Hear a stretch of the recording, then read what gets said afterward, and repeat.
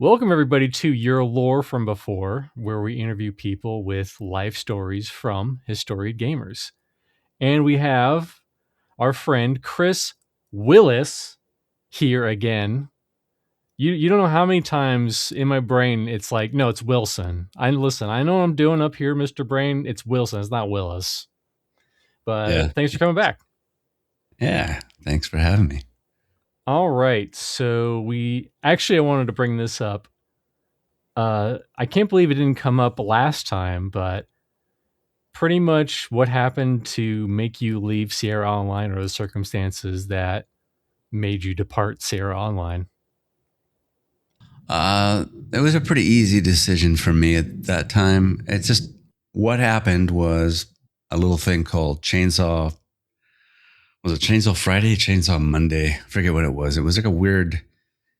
We all went into work that morning, and everybody had seen that their dongles, these little devices that you used to plug in, it was the lock to keep you operating the software that you were using. Now they have different codes and things like that nowadays, but back then the actual physical device that connected to the back of your computer. So people normally, when something was up, it happened once before, but this was a major layoff that was about to occur that day, and so a lot of things were going down that day, but the dongles were gone from the backs of computers. Everybody immediately was in the hallways, wandering around like it was chaos. Everybody's like, "What the hell's going on?" Everybody was freaking out. They were trying to play it out. They had security guards out there. They had like a one-armed security guard who had a hook for an arm. Everybody was like, "What is going?" And like, it's Captain Hook. He's here to take us out. And so, but like, no one brought an alligator to deal with. Nobody had an alligator. There was no alligators on a chain or anything like that. But that would have really been something to see if they would have done that. But so everybody was kind of freaking out, and so everybody just sort of was wandering around, waiting for to hear what was happening. And everybody got pulled out in front of the building, and everybody was letting the bad news, given the bad news. But it wasn't for everybody. Not everybody was being let go. But one of the key features, one of the key moments in this all this chaos was out of the corner of my eye, down along the side of the big building, which I forgot to tell you, we called it the tool shed. Everybody called the old Sierra building the tool shed because it was one of those big aluminum siding buildings. But so along the side of the tool shed, I see these giant trash cans, and I see somebody taking all the original artwork and paintings and just dumping them into the trash can. And I was like, and it's like, it always kills me to this day that I didn't have the foresight to think that I could have gone and grabbed those things, but I didn't. I just thought that it wasn't my property. Somebody did. So thankfully somebody grabbed a bunch of them. Robin Bradley, who's no longer with us, he grabbed a bunch, and his wife still has a whole bunch of those original paintings and things. I don't know how many. But so anyways, that whole thing was going down, and they laid off just a ton of my friends that I had known for 7 years.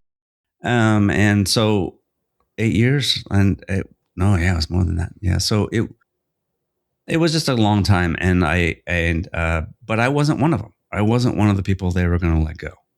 And so me and a bunch of other friends of mine were going to be asked to, they were going to give us a lot of money to go up to Seattle, Washington, to relocate and move up to Seattle, Washington for all this big fat check that they're going to cut us. And I couldn't do it because it just felt like blood money.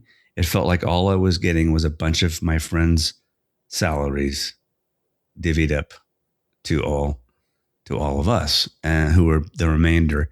So I just said no, and I didn't accept the offer, and I stayed in town, which ultimately was a good thing, I think. But or it depends on how you want to look at it, because they ended up laying everybody off 9 months later up in Seattle. So I mean, I could have got the check, I guess, and laid off, and I probably would be living in Seattle now. But yeah, it's pretty crazy. This I don't know how I found this, but Closes its doors, and a big employer in Madera County disappears. Our Mark we don't. I'm not going to listen to the whole thing, but pretty much they pretty much just explain what you described as, people. They showed up, and yeah, the doors were locked and the key fobs weren't in. It closes down its development studio, as it's called, in Oakhurst. Oh, shock. Really shocked. I haven't seen her in a long time. Sierra Online closed up Oakhurst and offered a third of the workforce jobs in the state of Washington. About 150 employees are affected by the decision. Of course, I didn't know, but I had a sort of a gut instinct that something was going to go. The main part of the company moved up to Bellevue, Washington. This was a small division, and I think probably it's consolidation. That's precisely the reason given by the corporation for the shutdown. See, that was Obsidian Entertainment. Besides the Oakhurst operation, Sierra has decided that this will be the last publication of its Interaction magazine as well. Well, I'd hoped to stay with the company for as long as I could. But evidently that's not an option anymore. So corporate cutbacks take their toll in the foothills. A cutting-edge, well-known, established business goes dark. And from there, I received a pretty nice severance package, because everybody got a good severance package, even if they got left off. But because I chose to not take the offer to go up north, I still got the severance package, and stayed there for a while. I had a house there, and but what was happening on the back burner was that Craig Alexander, who was heading up Yosemite Entertainment at the time, he was trying to make a deal with Codemasters, overseas company, and so they ended up opening up a studio right there in that building. And I worked for Codemasters for, I say, 2 years.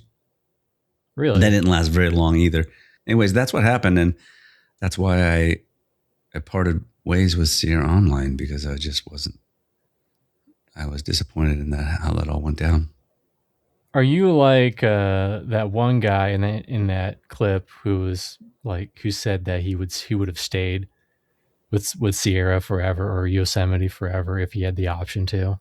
Sure. Oh, absolutely. I would have stayed there forever. That was a beautiful place to live, and was pretty much I probably would have never lasted forever, because I was up there recently, last year, in fact, for a reunion. We all met. Oh, that's right. You mentioned that last time. Yeah. Yeah. And it was, a lot of things have changed out there since the pandemic. So a lot of things have shut down. And so, yeah, I would have loved to stick around. Well, that's that's just how the cookie crumbles. It's interesting to think how, like, an alternate universe Sierra would have done if they didn't buy Dynamics and move up to Seattle. Yeah. If they could have maybe survived a little longer, because I want to say they didn't last a whole lot longer after Yosemite shut down. It was weird. They chose to move up there, I believe. I don't have any concrete evidence to prove this, but I believe they went up to Seattle in an attempt to attract more people, because it was always hard to get people to want, like I mentioned before, to move up to the mountains. It was just a very isolated location. So it was hard to get talented people to, as the industry was growing at that time, it was just really starting to take off, more video games, because another story too, which is really interesting. I don't know if you really care to hear it, but I'll tell you anyways. It was something interesting that I thought was fun because we were all like sitting around and they brought in a bunch of games to it for us, and it was to check out. They wanted us to see this one game, and it was called Catacomb 3D. I don't know if you ever recall that game. Sounds vaguely familiar. It was an Apogee or 3D Realms. I forget which one it was. It was Apogee. I think it was Apogee. That was the company that was mostly. It was a bunch of the guys from who started up 3D Realms and then also id Software, and they had made a bunch of games together and branched off. And so I didn't even know it until much later that Sierra Online was offered the option to publish Doom. Long before, and it because, and they turned it down. It was really weird to hear that they were offered that. They id Software had come to Sierra Online or asked Sierra Online to see if they were interested in publishing their game, and it didn't happen. I bet they were kicking themselves for that one. I know, right? Did you work on Asheron's Call before Obsidian? Is that right? Asheron's Call? Yeah. It was right before. Yeah, Asheron's Call was, I was there with Turbine for a year and worked up there. I was working in Santa Monica, and yeah, I was working on that for about a year. But apparently you met, or you knew, is her name Sandra Power? I do. That's where I met her. Yep. And she's the one that works on Project Gorgon. Her and her husband. Yeah, it's kind of interesting how the story of Project Gorgon has just kind of like, it's not really the names, it's just kind of like, hey, it's great this game came out 1.0, but it's kind of sad that the husband-wife team and the wife died of cancer, unfortunately. No one really knows the name. I had to do a lot of Googling to find. Did she? Did she pass away? She died? I think so, yeah. I remember hearing that she was having she had cancer. Yeah, she died. She passed away from cancer. Oh, man. I did not know that. Sorry to be a downer. I'm surprised no one brought it up when you were playing Gorgon, because they talk about it on the global chat every now and again. I did not know. Yeah, it sucks because I mean I knew that I heard that she had she had got cancer. I don't know what part of her body that she had cancer, but yeah, I didn't know about that. Oh man. But her husband died too? No, the husband's still kicking. He okay. He was the one that got it to 1.0. Oh, yeah. okay. There's not much known about either of them, at least nowadays. Yeah, I reached out to her. I hadn't talked to her since I worked with her, and I reached out to her to see if I could help. This was like before I even was working on Pantheon, because I bought the game, as an attempt to just to help in any way I could, and so I bought it way back when I first heard about it, and saw that she and her husband were working on it, and so I bought it, and I was like, oh, cool. And like Sandra's working on it, so I reached out to her. And she must have been super busy that she never got back to me. But yeah, that's sad. That's sad to hear. Yeah, I mean, it is what it is. I mean, that's kind of where this podcast kind of started from. I was originally going to call this podcast something weird, like We're Dying, We Need to Talk About Games or something like that. Yeah. But, it's kind of like my archival side and also my love of talking about game side, because sad to say, there will be a day where everyone who ever worked at Sierra Online will be dead. And, I know. Their stories will be lost in the wind. And I'm trying to capture all of them, gather all in one place. That's the way to do it, man. Yeah, it's cool though. I love it that way. I think it is going to be a day. There is going to be a day when there's plenty of people. We all stay in contact on Facebook. Even though I'm not on Facebook that much, we all had a big reunion last year. I want to say it was last year or the year before, where we all we all met up in Oakhurst. Oh, And really? not all of us, because not everybody was able to go, but there was quite a few of them I haven't seen in so long. And yeah, it was awesome to see everybody. And that was fun. That's We all great. just went out to the lake. We always used to go to this lake, Lake Bass Lake, and have these barbecues. We called them the meat blowouts out there by Bass Lake. And so we all met there at that location pretty much, and had a big barbecue, and it was pretty awesome to see everybody. That sounds really neat. I would love, if you have any photos, I'd love to see them. I don't think you probably don't though. I can ask. I could probably ask, and I have a T-shirt because like one of the Rich Powell, great artist, he designed the T-shirt for that barbecue and sent it out to everybody, and but he never was able to show up. But he called in, and we had a video conference with him while we were there. But got to see him that way because he's over in North Carolina. Mhm. He couldn't make it, but yeah, it was a lot of people still live up there. It's crazy that Really? yeah, there's still a number of people that live up in that area and stayed there, and all have families there. And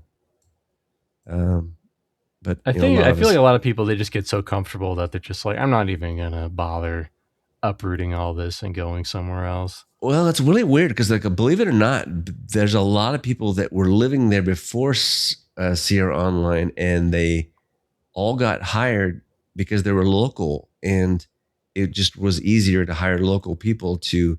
And it was also very difficult, like I was mentioning before. It was difficult to get people to want to move up to the middle of nowhere, Yeah. especially if you're from the city and you're just not comfortable moving up to that type of area. And it was like a beautiful vacation area to me, so it seemed like a no-brainer. But not everybody agrees with that. So, but that's why they stayed. I think they were from the area and just might as well stay even after Sierra Online left. Moving forward, we're actually now in Obsidian Entertainment.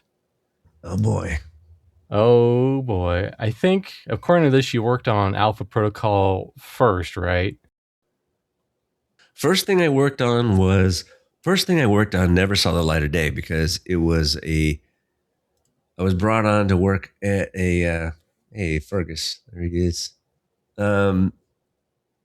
I worked on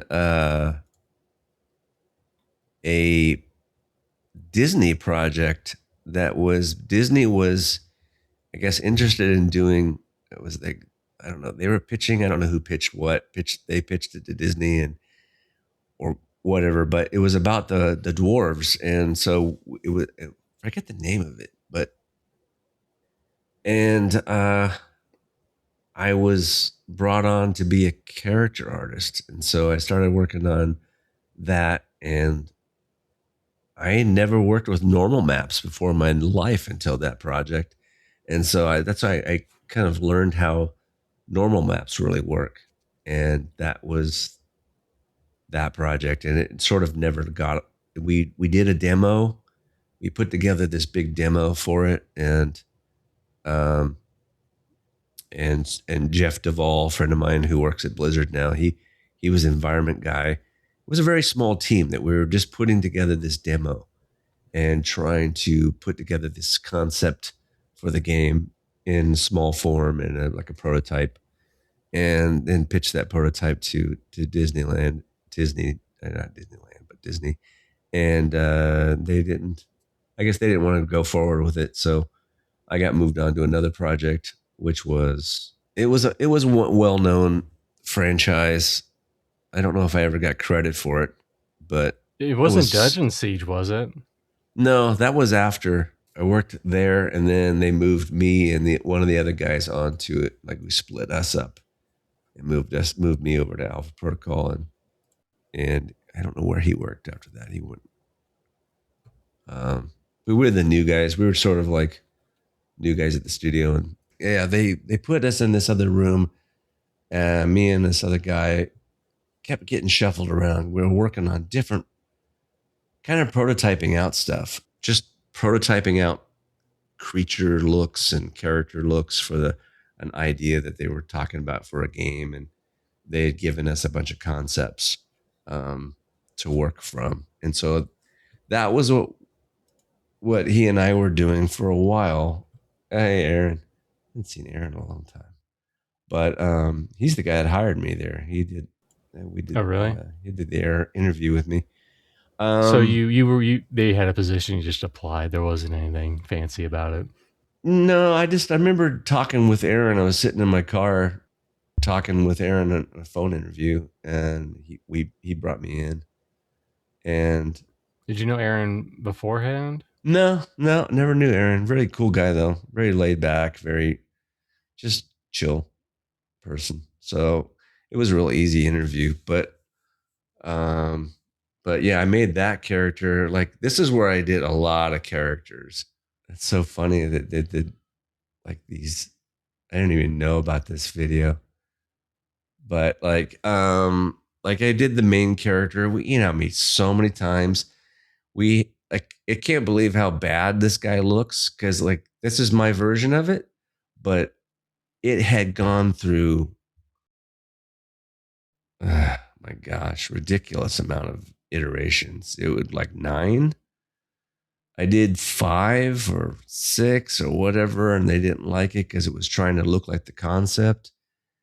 And the concept was sort of like very vanilla white guy, super normal, basic looking white hero type guy. And every other video game, they always have a shaved head, kind of really close cut hair and it really wasn't, but it was weird that they wanted it to look so specific to this concept. But I took a stab at it I don't know how many times, man, but then they handed it off to Mark, great, amazing artist. He went on after Obsidian to work on Duke Nukem Forever. And he ended up making Duke Nukem. I know he ended up being the guy making Duke Nukem. It was hilarious, but like, and so he took a stab at it 2 times, and then they still didn't like his version, and then it came back to me, and I did it another 2 times, and that last time, it was just like, okay, we like it, and so that's what they landed on.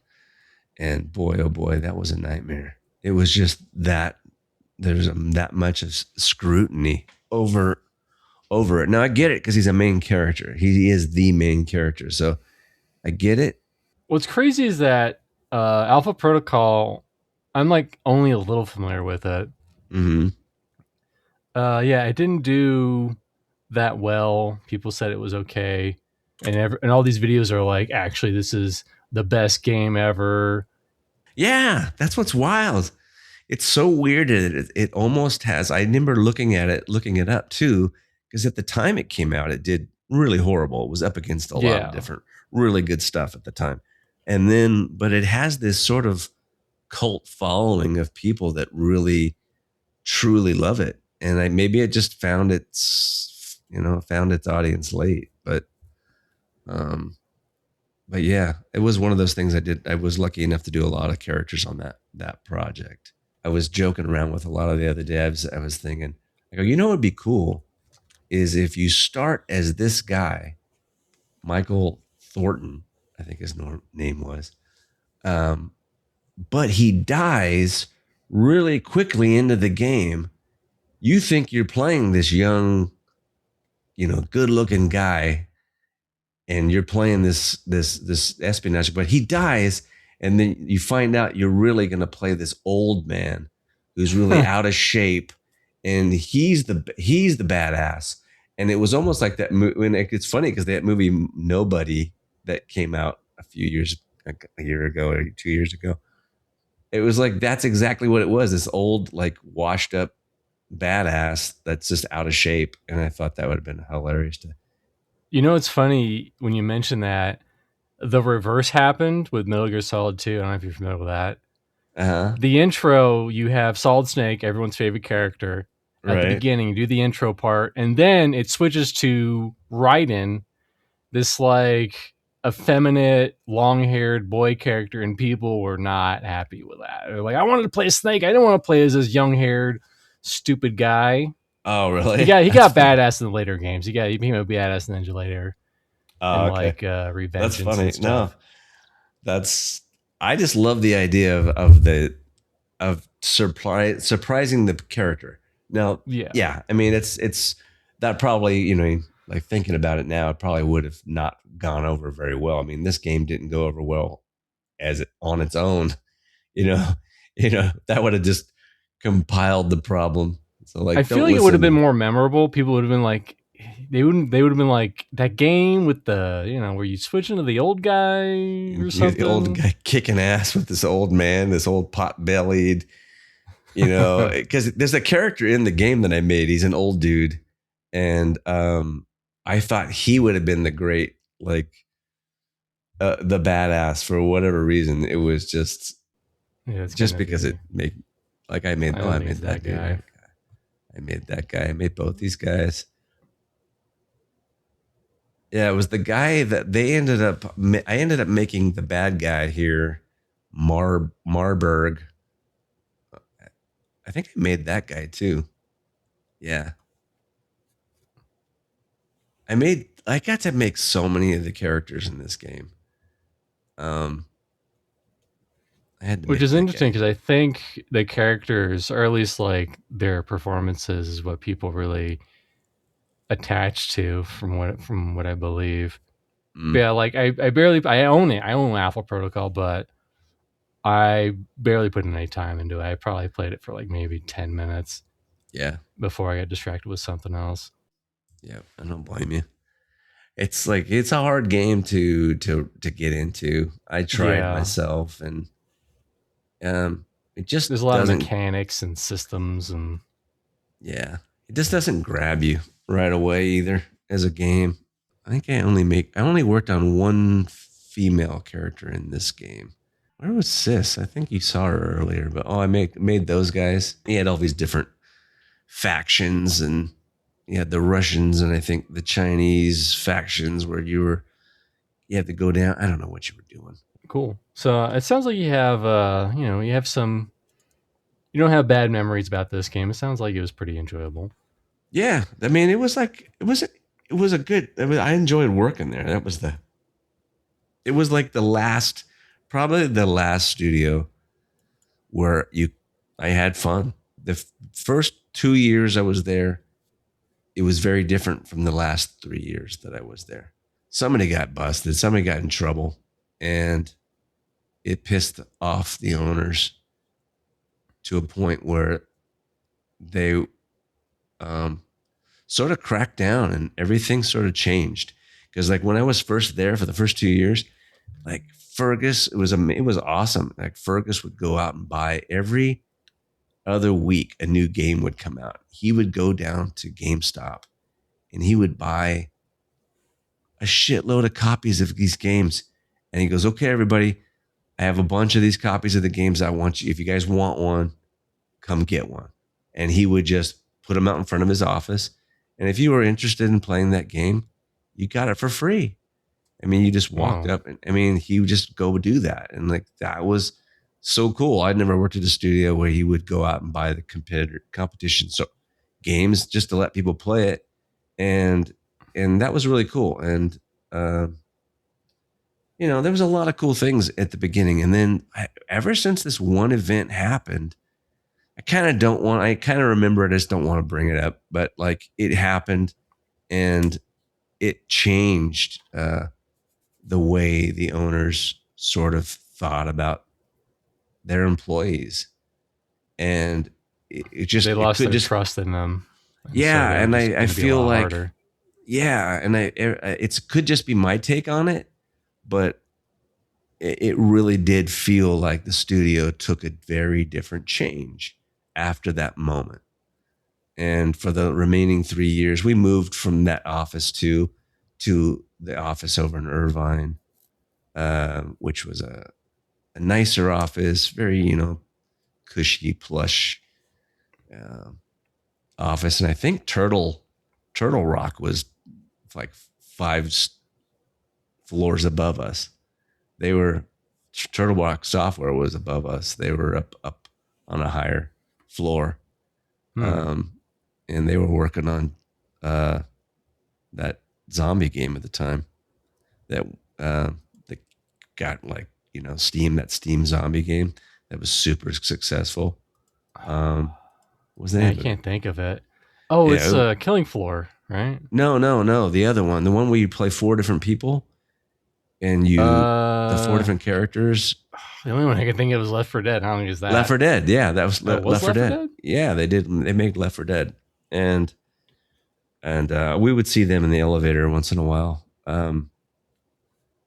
But yeah, it was just a different time. I mean, it was changed a lot. It got very, like, it felt like they were very paranoid, and you would start to see people walking the hallways, like watching people, making sure they're doing their job. And that's where it started to become a little iffy. And that's when you started, like, and this was obviously after New Vegas, but when you were starting to kind of plan your exit strategy away from it. Well, there's a lot of stories, but there's a lot to go into that. But like, my exit strategy was not of my doing. It was a parting of ways, and they didn't want me there anymore. So, because I was like, there was a lot of, like, I had a lot of issues going on, like, medically, and that's right, you personally, like, at that time. Is this around the time you had? Is it the stroke that you had? No, the stroke was later. My stroke came in 2019, but I was hospitalized around that time, and it got to do with medication that I was on. But you had to have your blood work done with this medication constantly, and I ended up kind of having an OD situation where I ended up getting hospitalized because of it. And so it was really weird. And I was starting to have I was going through a lot of personal stuff outside of work, in my relationship. So there was that. And it ultimately came down to, they weren't as understanding as I would like to have been. And it just didn't work out. So, you know, I have no hard feelings against the studio, but I was pretty much let go, and it is what it is. But it was a sad moment in my career, because I enjoyed working there, because I loved all the people I worked with on every project there. I had no I mean, like, this one guy, he went on to work, David Espinoza, he ended up going on to work. He works now at, he's a big Star Wars fan. And so he ended up moving on to work at Lucasfilm. He works at Lucasfilm now. But I worked with him at Obsidian for the time I was there. And he was always joking around, because he's like, dude, you look like, he made a poster one day. I go into work, and he's got this flyer right facing at my window above my desk, and I'm walking, and it's a picture of Richard Gere, like a diploma, or saying, like, Richard Gere lookalike, and it just, like, best in show or whatever it was, and there's a picture of Richard Gere in this little, and he made it look all official, and he's got that right above my desk, and I saw it when I'm walking up to my desk. It's like facing outward, and it was hilarious that, like, it's there, and I'm like, oh shit, you jerk. And I'm like, I knew it was him, because he was always talking shit. He's like, dude, you look like Richard Gere. And I'm like, no. I'm like, no, man. This might be the back of your head here. It's possible. This might be the window you're talking about, Because it sounds kind of familiar. Yeah, right there. Is Oh. that you back there? No, my hair was really short by this time. Okay. But that guy right there in the hat, that's Brian right there behind him. He's a concept artist, really great concept artist. I'm trying to remember. That's not me right there. I don't have a baloney patch. So that's not me back there. I scrubbed that. That was the only person that looked like vaguely like you that I could see. Do you remember what I know you said you worked on some creatures. I want to say you said you worked on the bighorn. Is that right? Here, I'll get a Yeah, I worked on the bighorn. I worked on the praying mantis. The praying mantis. Okay. I worked on the green, the praying mantis, the green dudes that were sort of like these. Was it these? Yeah, that thing. I made that. They're called spore carriers. Spore carrier. Yeah, there we go. Apparently, according to whatever website, you also worked on the DLC a little bit. Oh man, it was sort of already made for me. I just did a variation of it. His name was Dog. I know Dog. Yeah. Oh yeah, there he is. Yeah, I worked on that guy. I didn't do a whole lot. That's what's weird. I ended up just kind of doing a retexture of him. Did a little work, made the bandage on his arm. It was just, I think I did the word dog on his chest and did some of the chain work. It wasn't like a whole lot of work I did on him, but it was just, I think I did the teeth and I don't know. It was like a weird thing that I had to do with this guy. He was a pre-existing model that I ended up, I think I did the clothing on his body too. And, I just had to make him look different. Like had to make him look like a different version of this creature type that was already in the game. Do you remember working on Old World's Blues? I'd be very curious to see if you did any monsters in that game. What was it called? That DLC. Old World Blues. I think it's the third DLC for New Vegas. But you know what? I was already gone by then because really. So I guess those websites are inaccurate. Either that or they used a model that I worked on in those. If they used like say a bighorn still existed in that world, then I'm essentially worked on something that was in that game. Alrighty. Well, let's move into. So everything post here gets kind of weird. Like I know it's probably not exact after. Well, we're going to talk about Dungeon Siege first, but after this, it gets a little like muddy. I'm probably not going to do things in the exact order, but it'll be close enough. But Dungeon Siege 3. Yes, Dungeon Siege 3. I was super excited when I was there to find out that they were getting Dungeon Siege 3. There it is. I didn't do that head. I did that armor though. So yeah, the head is done by Dimitri. I think I gave him credit there, Dimitri Berman. Yeah. Dimitri. Yeah, he did the head and the hair and stuff, but I did that armor set. Yeah, this is all stuff I did on that project. Not all of it. There was a lot of other things I had done, but I was, like I said, I was really excited that they were going to be getting this because I was a massive fan of Dungeon Siege 1 and 2. I played it with my mom, of all people. She loved that game, and we would play that game so much. And so I was just a big fan. And when we started developing it is when I realized that we were taking it in a very different direction. I mean, yes, it was dungeons, and you were going into dungeons, but it just didn't feel. It felt like too advanced. It felt like a departure from the original game. You know, it just the artwork had changed so much and advanced so much that no longer had that old school feel to it, and that might have been part of it. That just didn't have the same feel at all. And yeah, it's more actiony, isn't it? Right. Like actiony and not whatever. Because I never played Dungeon Siege 1 and 2. I saw... You should really check it out. You might enjoy it. I don't know. Maybe. I saw, I don't know if you're familiar with Accursed Farms, aka Ross, the spearhead of Stop Killing Games movement. No. He did this long video about Dungeon Siege 1, and it was interesting how he played that game, because he went into it with the mindset of, like, magic is overrated. You're just going to run out of magic. Everyone gets a whack and stick. Everyone's going to be a melee character, even the casters. Yeah.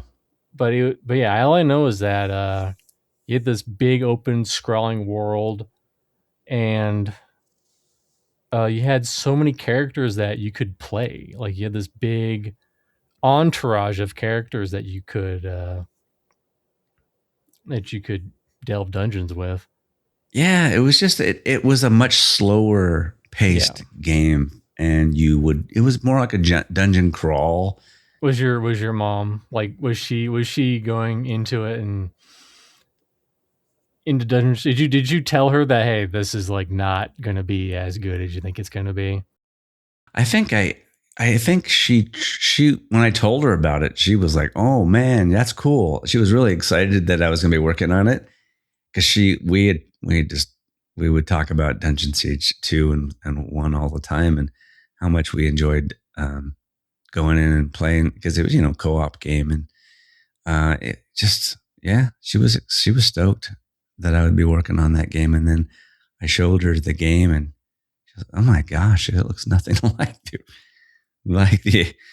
the old one at all. I mean, down to any of the UI, it doesn't even, like, they didn't even try to make it feel similar. I mean, I get it. Even with it's all brand new graphics and everything like that, but just this whole thing. I mean, you didn't seem to have areas in the world that were much like this. But I never played the entire game, so I really can't speak to that. But yeah, like fighting out here in a cornfield with these blowing trees in the distance, it's just it had atmosphere that was missing in Dungeon Siege 3. Yeah, I only played it very briefly. I think I got a free copy of it with like a graphics card or something like that. You know how it usually goes with stuff like that. Yeah. I think I played it for like 20 minutes and I didn't really get very far. But it just kind of felt like very generic. It was like, hey, this is just a generic action game. You're talking about 3? Yeah, Dungeon Siege 3. 3. Yeah, definitely. Obviously, first one, terrible game. No one ever liked it. It shouldn't have ever got 2 or 3. Terrible game. Right. No, yeah, because it was. It was like a strange time to be. It was a really weird time to be at that studio, Obsidian Entertainment. It feels like every game I worked on at that studio just didn't do well, and outside of Fallout New Vegas, all the other ones were just sort of like, I don't know what they were trying. They were trying out new things, and they wanted like Alpha Protocol to be like a Gears of War dunk and cover type of game, and they wanted Dungeon Siege to be some action RPG, and they were just trying out new things, and it was all kind of falling flat on its face at that time. And it was a weird place for that studio to be. They've obviously gone on to do quite well now. Didn't they make Grounded, that one where you're like shrunk and you're fighting ants and stuff? Yeah, it's like Honey, I Shrunk the Kids type of it. They did that one. Yeah. I think that one did pretty good, if I remember correctly. That's the interesting part about someone in your position who mainly does 3D and, to a lesser extent, like painting and 2D art for stuff, for games, is that I feel like for me, it would feel out of my control for a lot of stuff. Like, hey, I did the art, I tried to make it look as good as possible, but they still designed the game this way, and it is what it is, and it's just Yeah. getting dragged through. At the end of the day, that we're just one part of the machine. So the sausage gets made. We're doing artwork. We hand off that artwork to animators. Animators rig it, animate it, send it off to junior animators to do cleanup, do anything like that. And designers are designing the game. And we don't have any. People think that when you're working in video games, they often imagine that everyone's part of design, and that's just not the case. It's like I'm just an artist, making pretty art, and the designers are really the ones who have a lot to say about how the game feels and plays, and QA does too, because QA has opportunities to give feedback, Right. whether it's fun or not. But ultimately, a lot of the blame, if you want to say it, blame lies at the foot of the designers, because the designers are the ones creating that whole feel of the mechanics, and programmers too, because they probably work closely with programmers to come up with combat mechanics and Systems, things like that. But that whole feel goes back and forth, not so much touched by the artists. Artists are just coming up with the look. Except for, I feel like the only exception to that is maybe Space Quest 6. Your experience with Space Quest 6. It sounds like you. Well, yeah, a lot was also on the game developer side, but also you made a lot of changes that usually, hey, we're gonna add a farting ET, and they were like, all right, great. Well, that was the yeah, exactly. But that wasn't so much had much to do with. I wouldn't say that had much to do with the overall the arc of story, the arc of design. It's more or less what we were allowed to do back in those times of development was add weird accents of flavor with Easter eggs, because that fart ET thing, I had to go talk with the designer. I had to go say, hey, can we? I'm like, Mike and I made this. We did this animation where he pulls his finger. I think it would be fun, a little Easter egg. And they go, yeah, talk with Bill. And then I went and talked to Bill, and he goes, can you put this in? He goes, oh yeah, no problem. And then he was the programmer, so they would you just work it out, and it would get put in, and maybe they would turn it into a puzzle. Maybe they would put in some weird little thing to it. But it was very basic. It wasn't something that you felt like you were adding something, but it wasn't necessarily to the story. It was just more like flavor. Yeah. Silliness. It is kind of hilarious imagining you going up to, and then I imagine they were chilling. So like, excuse me, Mr. Big Developer Man, can you please add a farting ET to the game? We worked really hard on it. Please. Yeah. We ate our vegetables. People were really close, and we were all friends, and it was kind of the thing that you felt like you could do that. You could just walk up to somebody, and programmers were always asking artists for favors, and if artists were sitting around, we were all just laughing and carrying on in our room, and we'd come up with an idea. We would, sort of walk over and say, hey, let's go see if we can get Bill or any one of the programmers that we knew to. I keep falling back to Bill because he was a good friend of mine, but he is a good friend of mine. But we would just do that. We'll go talk to any one of the programmers on that specific project and see if we could get it done. It wouldn't happen all the time. It happened a lot on Space Quest because I at that point in time, I was doing a lot more artwork, and I was in charge of a lot more things that I was on other projects. I was there for the most part, a longer amount of time. And so yeah, it was just, we could do all that stuff now. At Obsidian, not so much. I'm sure it was happening, but I never really, at that studio, because I was so busy working. That was when it started. Like I mentioned before, after this the first project, I wasn't really on it, but it was something happened, and like I was mentioning, something went down, somebody got laid off. I know who, and I'm not going to say who it was, but I had known them. I had met them first in Oakhurst. Wow. And then later on, I found out they were working at Obsidian after I started working there. And it was sort of something that they had done that, I don't know, started a whole paranoia within the studio. And that's when things started getting much more cracked down. It wasn't anything illegal, right? No, it was just a failure on the project itself. Something, okay. I forget what happened, and we never got free games anymore. Remember, I mentioned that they would, Fergus would put a big box of games. After that, no more free games. It was just like everything.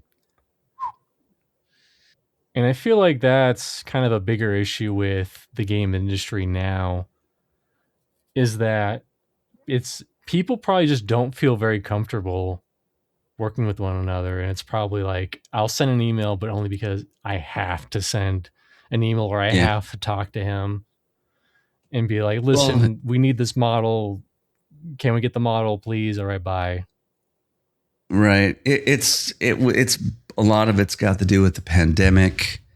A lot of it has to do with video game companies themselves, because not every studio's everything is. There's no standardization within the video game industry. There's just human beings being human beings, and the one common denominator is that every studio I've ever worked at, I'm the same person coming from one studio to the next, and all the people who are there are each individuals, but they all bring their own,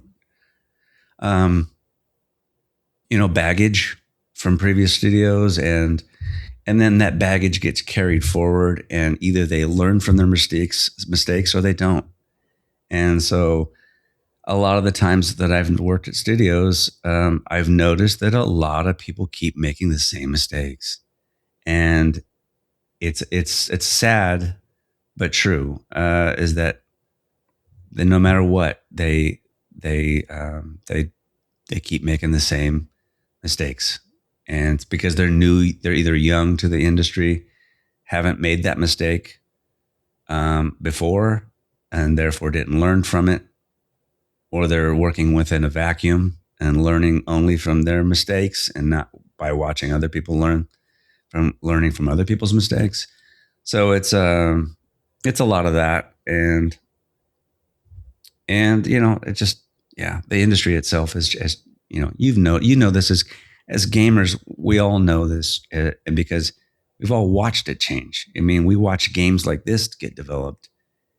And as bad as Sierra Online games were with the little simple adventure games, they weren't involved like this. This game is pretty cool compared to any adventure game.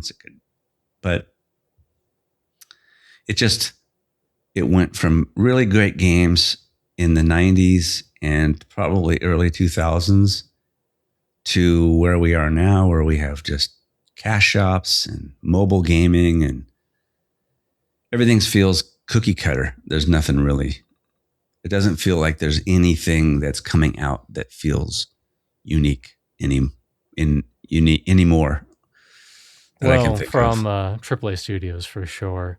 Yes, and I feel like a lot of that is on the backs of indie games. Indie developers. Yeah, indie developers are pretty much what Sierra Online was in many ways. When you look back at how indie games are developed, that is how games used to be developed. It was just like you were just making it up as you went along. And a lot of it was thought out, but a lot of it was still kind of, let's just figure this out as we go. And it all worked out. And games were fun. They didn't overthink them. And now games have, like, everyone's a specialist and overthinks a lot of things. They typically design things to death.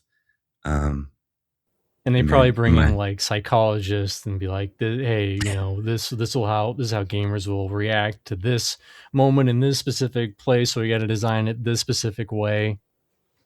Yeah, I imagine I don't know how much focus group testing they do anymore. If they do, I imagine there's some of it.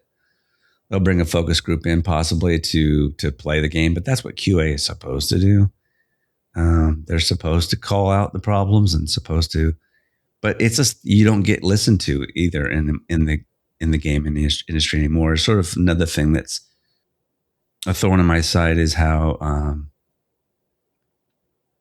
people were back when I started. I was very new and young, and I had no experience.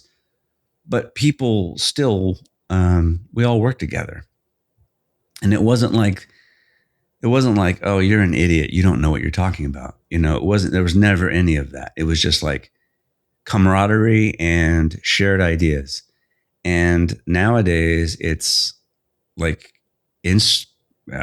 experience is sort of like, it depends on the studio, of course. It's not across the board, but sometimes experience is just sort of ignored, and you're at the mercy of whoever's running the studio at that point in time. So, yeah, but it's wild. It's a interesting, different dynamic, and part of it, I believe, is definitely the pandemic. Yeah. It really had a big part to play in the lack of team communication, for sure, because we're all like out in our little islands and different time zones. Last few studios I worked for, except for one where I was on site, and I made some good friends there. But ever since that studio, which was right before the pandemic, we're just sort of when everything went remote. That's when you sort of feel isolated and you don't really have much. It's hard to communicate as well. You reach out to somebody and then you won't hear back from them for like an hour, maybe 2 hours. And like, meanwhile, you're just kind of twiddling your thumbs, waiting to do what you're supposed to be doing. Yeah, probably a lot more water cooler talk too. I imagine. Well, yeah, back in the day, for sure. There was, people just were, just wandering the hallways. You would get work done while you're at the water cooler, believe it or not. I mean, you would be there. Oh, hey, by the way, I need to talk to you about this. Yeah. And we're getting water, or at the coffee shop, local coffee shop, or in the meeting, the lunchroom or something like that. It's just always different places you would connect with people when you're in the office, and you could quickly ping them a question right then and there, and then say, hey, can you come back to my office real quick and look over my shoulder and see what this looks like for you, and this kind of stuff. It would be immediate. So you just don't get that anymore.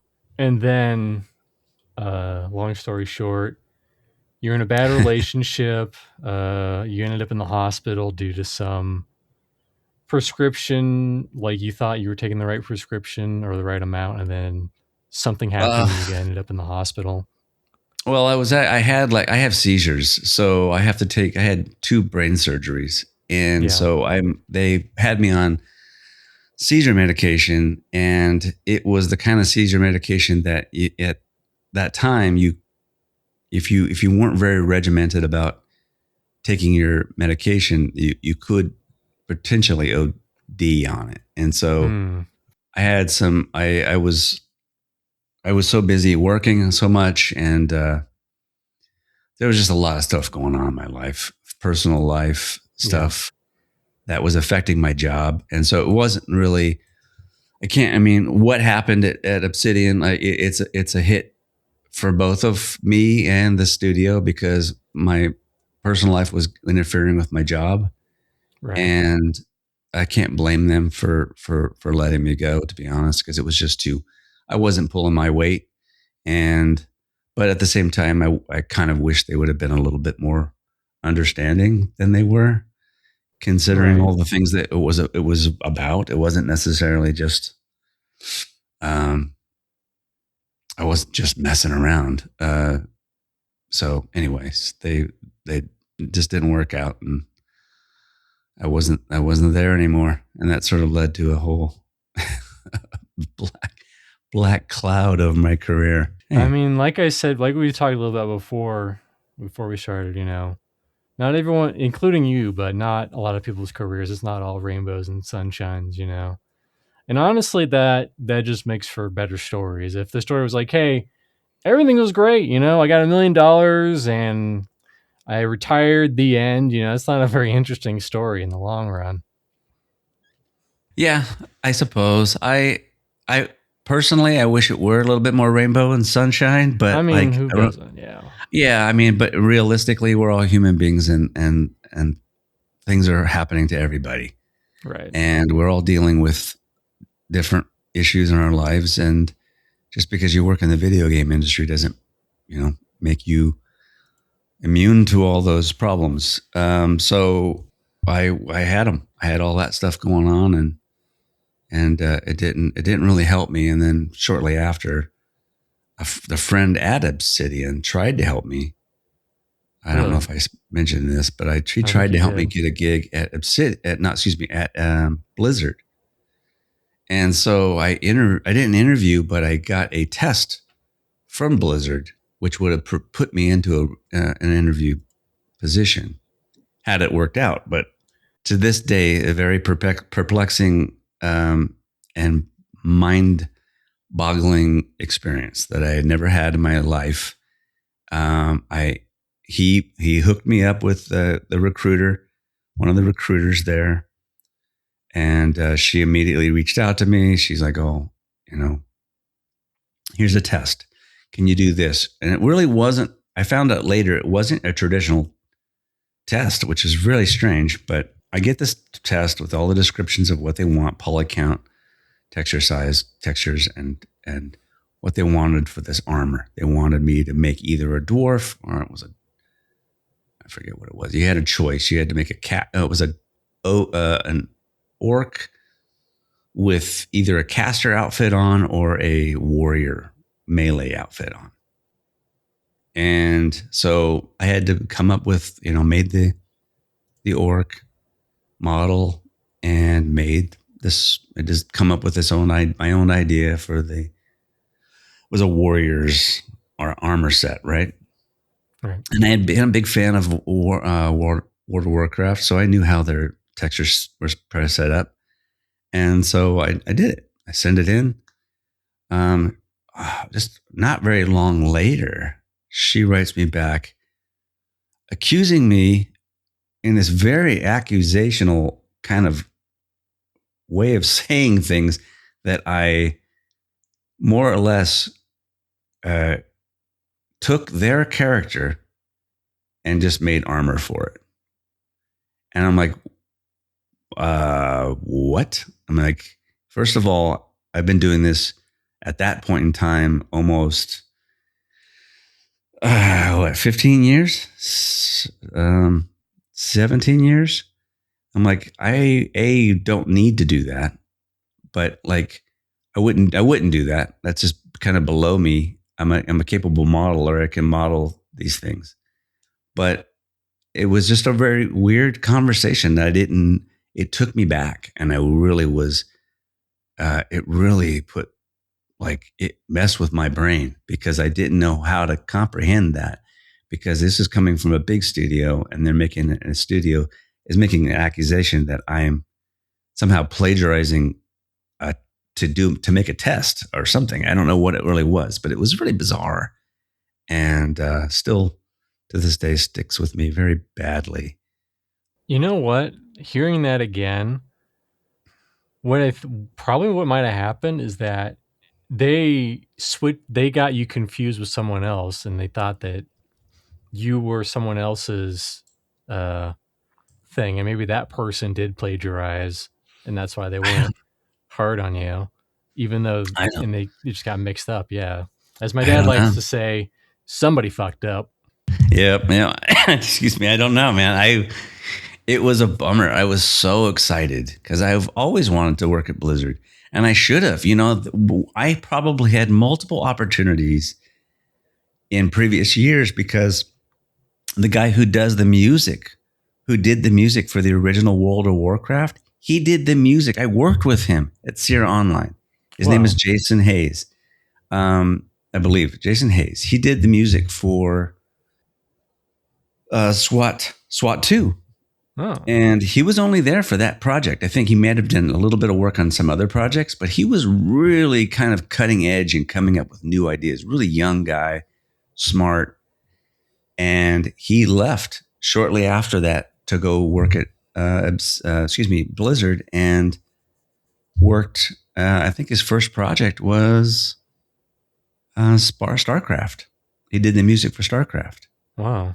And super talented guy, obviously, but he went on to make some of my favorite game music ever, which was the World of Warcraft music, that first game. But yeah, but I have a lot of friends that work there who since told me, like, a guy that I worked with at Obsidian left Obsidian to go work at a couple of guys that left Obsidian to go work at Blizzard. And one of them I said, dude, it's like, can you send me the test that they sent you? And that's where I knew that there was a weird thing going on with the test that I received versus the test that he received. So his test was very involved and it had pictures and images to kind of go by, whereas mine was just typed out in an email. So very strange. I don't know what we were talking about. I don't remember either. I wanted to quickly ask if you still knew that guy who went on to have that great music career and working with Blizzard. I haven't talked with Jason in forever. No, I wish I did. Like, he was one of the guys that was there so short term that I just remember loving the music for SWAT 2 a lot. And it had a very different, very much more dynamic feel to it. This is where things get a little interesting. This might be jumping ahead a little bit.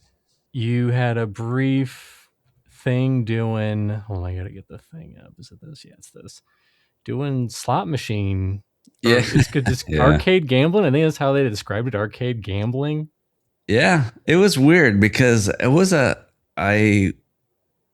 this is the last studio I worked at in-house. Like there was an office out in Palm Desert, California that we worked at. And they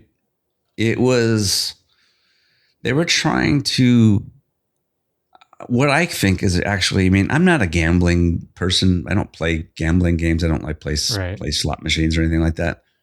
But the idea of this sounded really interesting to me. So they wanted to take games that people are familiar with. That's my game right there. I designed this game, Zombie Heat. Really? That's actually my game. I pitched it to them. I said, hey, you guys want to license my game? And they licensed it and turned it into an actual playable game. It already was a playable game, but they just made it a slot type of game. So things would happen. This would pop up. This wheel you could spin and get 20 times or 25 times, blah, blah, blah. But that's all. This was my little baby that I had made for iPhone. Very much like an Angry Birds meets, what was it? Meets like a tower defense. So you would get these traps that you could lay down and these zombies would start pouring in. There was like 4 different types of zombies that would, as the levels would progress, you would get these different traps that could slow them down. And you have these different types of ammo where you could catch them on fire. And, there was one that was a shrapnel bomb that would hit and explode. And then pieces that would fly off, those would explode. And so it was never fully realized because I didn't have the money to pay the programmers to finalize the game and have all the things that I wanted from the design in. But the bare bones of the game were there. and they liked it enough they wanted to license it for me. But unfortunately, the studio, was right when it was just like bad timing. Like I could have made some decent money off of this had the pandemic not happened, but it never happened. And so these things, casinos were shut down and Right. and everything. But ultimately, there were just a lot of games that were like you would see on phone games. They were like phone type games that were just more or less turned into a casino variation. What's interesting is that I don't know if I'm going to be able to bring this up. If you go to their YouTube page and there's a link to their website.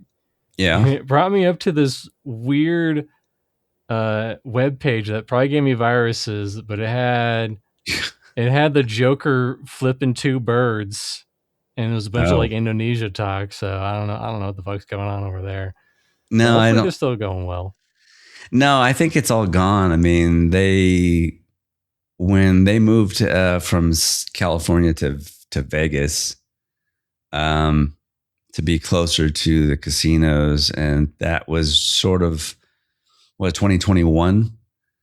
I want to say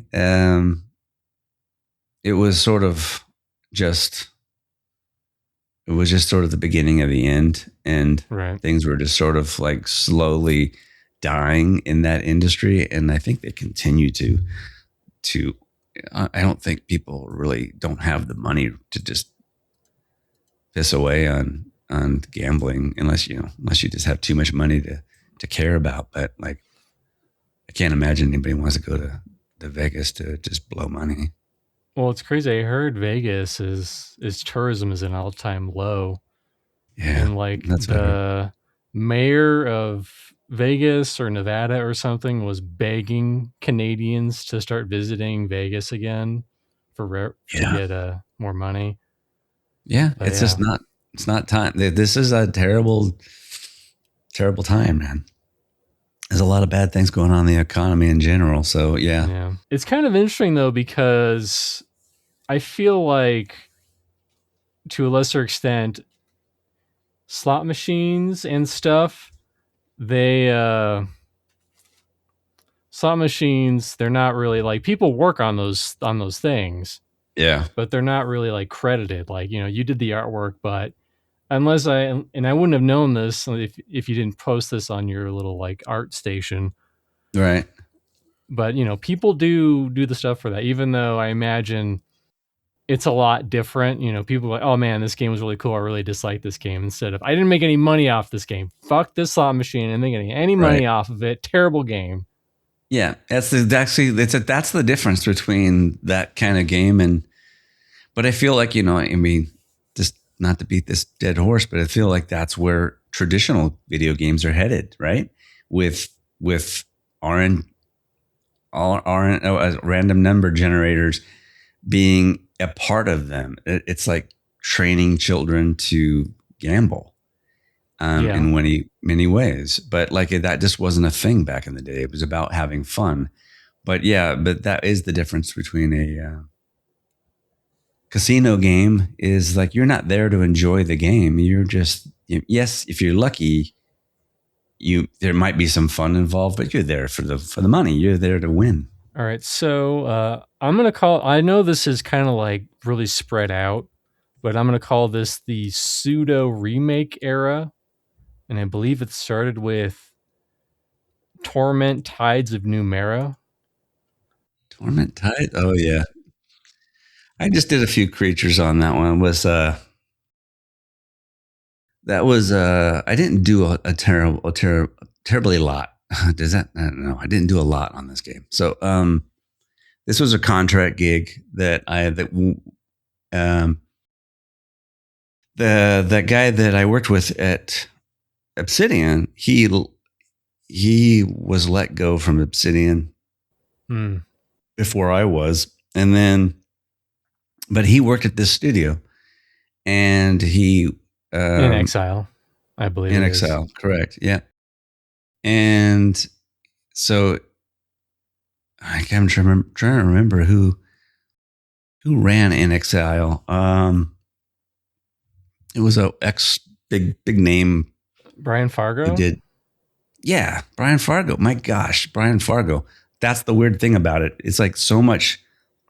Brian Fargo was the guy who ran Interplay when I interviewed there all those years ago. Yeah. And so his name has been in my life, and like somehow I've been connected to him in different ways throughout my career. Not only did I interview first time there, but my friends and I were pitching a game, and we pitched that game that we were working on to Interplay. I never told you that story. That's a whole other story that if you're interested, but we can talk about this. I am interested a little bit. What game did you pitch to him? It's a game that Angstchild and I worked on together, and a bunch of ex-Sierra people. It's called Cowmandos, and we still want to make it. We still have this dream to one day revive it, but I don't think it's ever going to happen. But there actually is a video out there somewhere, and we pitched this with we had a big slide deck and all this stuff that we put together, and but a lot of this artwork, the designs were all done by me. The characters were a lot of the animations. That animation was done by friend Brian. I did a lot of that animation. These were all done by Brian. And it was just, we were coming up with a first person shooter idea that we have this whole story written out. We have like 3 games worth of story. Whoa. Because we were thinking like, okay, let's make this one game. We have all the bosses laid out, all these, because we were big into Doom and big into, Duke Nukem and all that. And so we have this whole game laid out, and it was, they were interested in, semi-interested. Obviously they weren't that interested because it never got made, but, and so that was our company. Is this specifically an Angstchild joint? Well, It's called Angstchild this is where Technologies. he kind of created his name after this, I think, because we Really? called it Angst Technologies. I don't know if it was his idea but that was just a bunch of us all together. We just decided to call it that, and so. But it was hilarious that they entertained the idea for a moment, but that was another one of those moments where it was Interplay came into my life. We pitched this to them. They came back with a counter offer and said, in hindsight, we should have taken the offer. They said, hey, we love this idea. It looks great, fun style, blah, blah, blah. But we would prefer you guys kind of work with us and create a pre-existing kind of brand that we're working with. And it was, they wanted us to make an adventure game version of Wallace and Gromit. Oh. Yeah. And I was a big fan of Wallace and Gromit back in that time. And I knew who Wallace and Gromit was. It was that Nick Parks, animation stuff. Yeah. And he went on to be doing like Shaun the Sheep and all this stuff like that. But in hindsight, that we should have leaped at it, but we were stupid and young, and we didn't.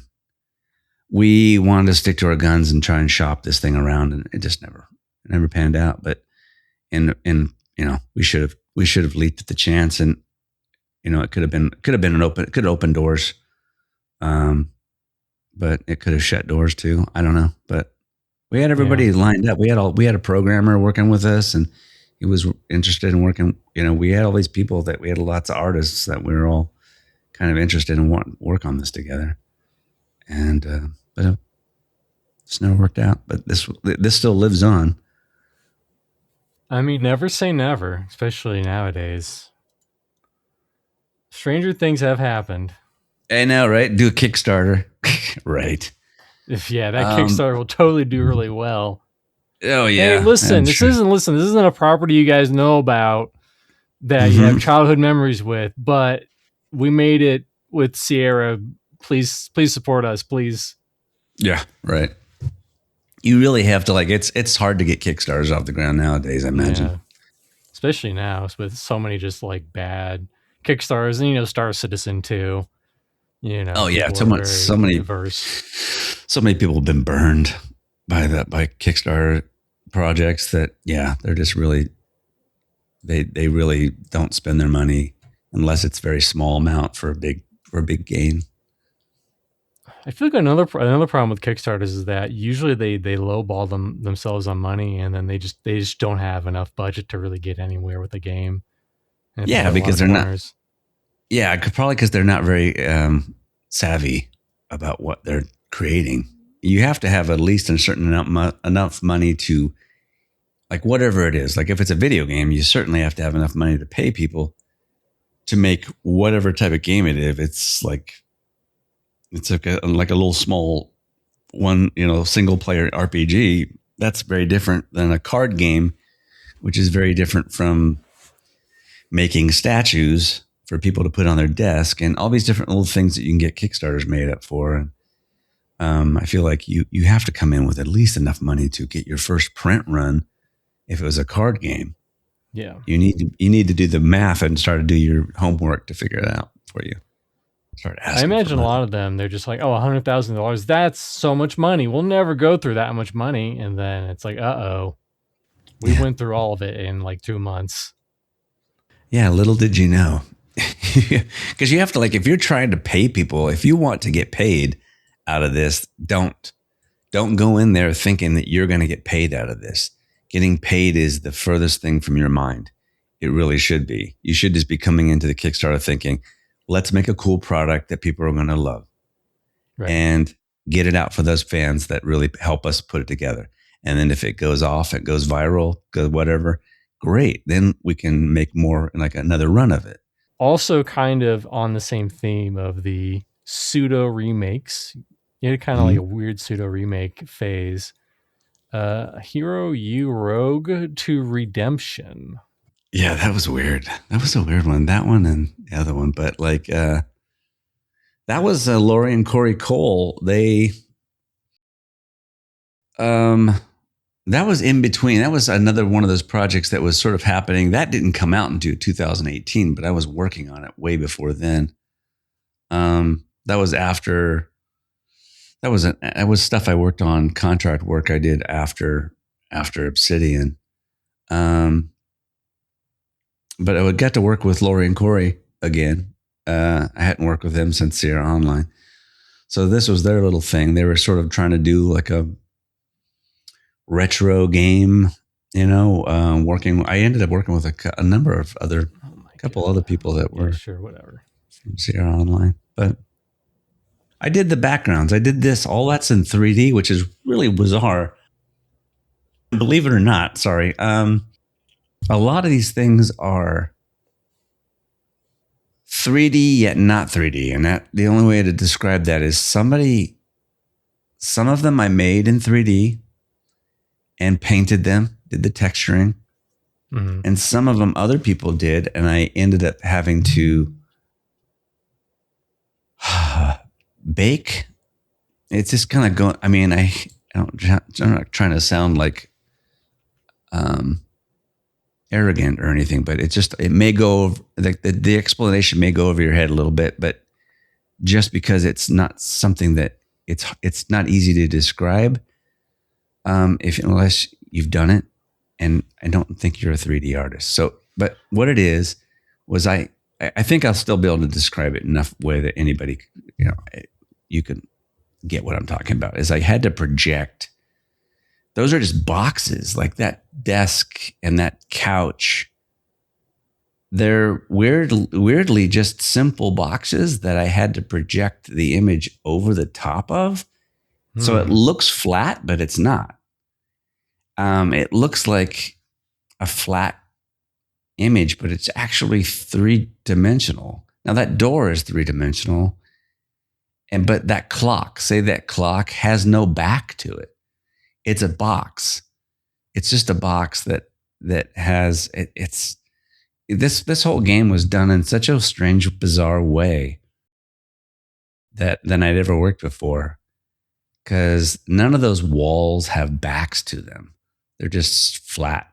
They just have a edge that enough to where it looks like it has dimension. And that's what they wanted done. That's what they obviously. wanted. So yeah, it was just a strange they needed to get they were trying to create this three-dimensional world without having all these three-dimensional objects, because it makes everything run much slower. So everything is super low poly that you see. Almost all that statue, all that stuff, all those plants, those are just pictures projected or put onto a plane. And this is probably wrong, but is it kind of similar to how in Doom, when you have the pictures that just kind of they're always facing you no matter which way you're turning? Yeah, it's like as you walked around an object, it would always be facing you. It's like that, but these things are just facing you all the time because the camera never really changes, right? Yeah. So same thing, pretty much. Yes, that's a good way of thinking about it. But a lot of stuff was like that. But but the beds and like things that could be box shaped, like the desk, the tables, chairs, those things were two-sided. So it was almost like a half a box. So like say that chair, one of those chairs is a box, but it's only half of a box because you don't see the back side of it. You only see the front side. So it's just, you have to find where the corner is and then make sure that it lines up perfectly. It was a very weird way of thinking about 3D that I'd never had to think about before. Yeah. Because you just typically just made things in 3D. But this was trying to look like a hand-painted game, old adventure style hand-painted game, but in 3D, because this is all using Unity. I didn't know you knew, I forget their names off the top of my head, but the people who worked on Quest for Glory. Yeah, Lori and Corey. Yeah, I worked with them. I worked with them on Quest for Glories. Mm-hmm. Yeah, it was I didn't really do a ton of work on the Quest for Glory game, but I did do some. Was it 3D? Did it have any 3D in it? Yeah, it was a 3D it was probably the last one. I forget which one it is, though. Right. Yeah, I did work on that one. It's weird that maybe they just didn't give me credit. Yes, Quest for Glory 5 Dragonfire. I did a number of icons, and I was just dropped onto, and they said, hey, we need some help on this, because I was also helping on the Realm there. They were doing some updates to the Realm, and which was the MMO, the first MMO that ever had instancing. The Realm? The Realm, yeah. That was I'm not familiar with that, no. Yeah, it was really... It's another one of those games I worked on I'm not given credit for, but I did work on the Realm. One of the very old MMOs. It's like one of those early MMOs, has your own house. That's your house. You have your own house. You could just throw stuff on the floor. You could sort of decorate it. You had a front door that you could lock. And if some people would go invisible and hang out in front of your door. And if you opened up your door, they would sneak in. They could sneak in really quickly. And that's why that evict button was installed.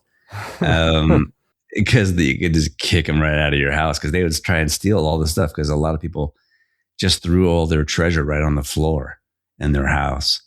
And people would try and steal it. So... but it was like it was just like a screen by screen type of situation where you would just like walk off the screen, you'd be on another screen, blah, blah, blah. I had a bank, had all the stuff that MMOs have. You would go dungeon crawling, you could go with friends, you could go by yourself, but it was instanced. Every dungeon was unique. And I'm trying to see what I'm seeing a lot of the stuff. Oh, here we go. Maybe can we? Yeah. Fight the rat. I want to see this hot early MMO gameplay. Yeah. Oh, that was intense.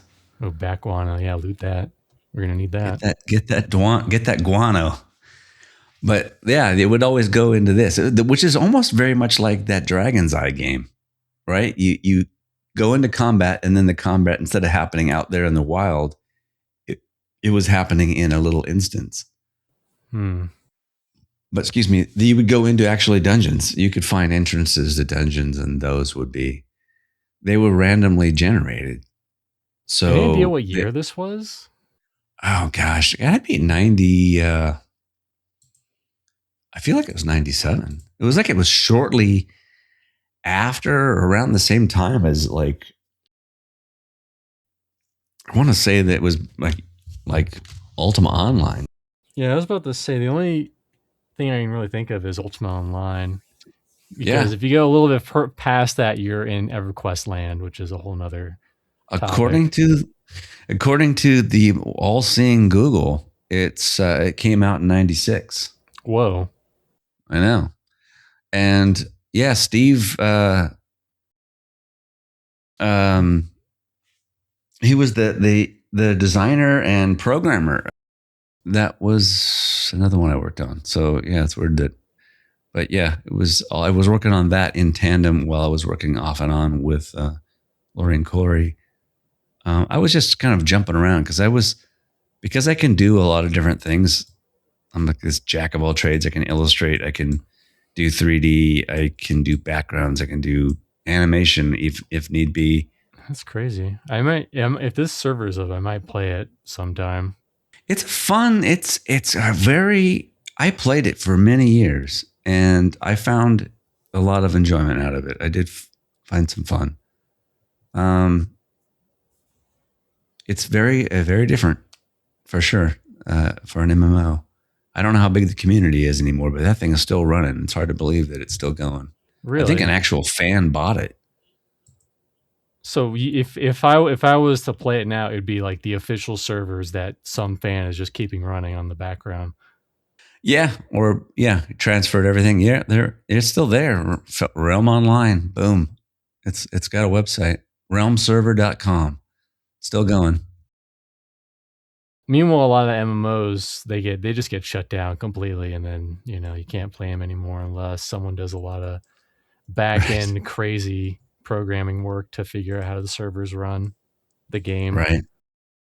Yeah, it's very weird. Is like he bought that same. I think that's what was the name of it, realmserver.com, for the years ago too, if I remember right.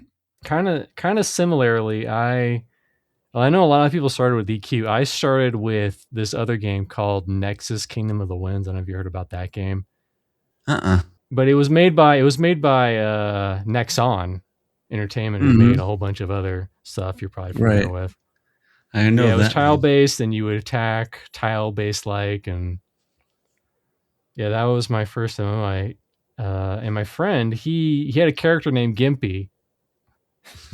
My brother named him Gimpy as like a joke, but his friend basically just took that account, and then he was like the top whatever player. He was in the top 100. But it was the kind of game where you just kind of ground. This is like Ox 1 or 2. You just ground, or you grinded just to get numbers high, just get the highest experience, the highest hit points, or the highest mana. It was just kind of like that was the end game, was just to see how high you could go, because you would get experience from killing stuff, and then you would trade it in at this place to get more health, mana, strength, etc., and it was really interesting. They had a PvP area that people would duel each other in. But yeah, these are the new graphics. These aren't the how they were back in the day. Oh, okay. I was going to say that looks pretty good for back in the day.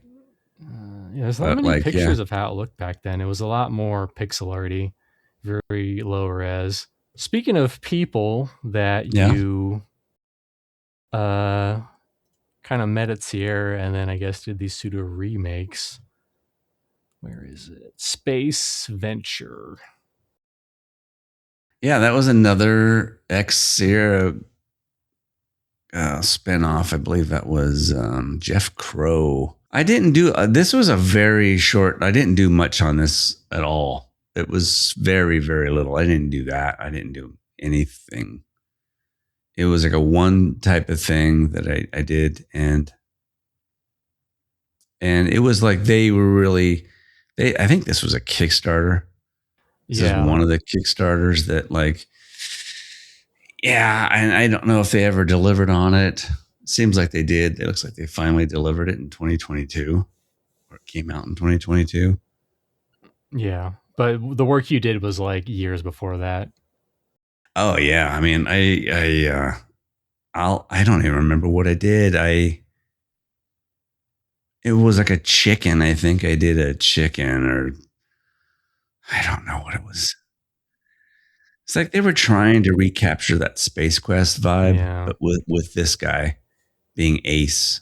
Well, I don't think you really talked much about your relationship with the guys from Andromeda, because you must have had some experience, some relationship with them working on Space Quest 6, at least to some degree, and I guess this game a little bit.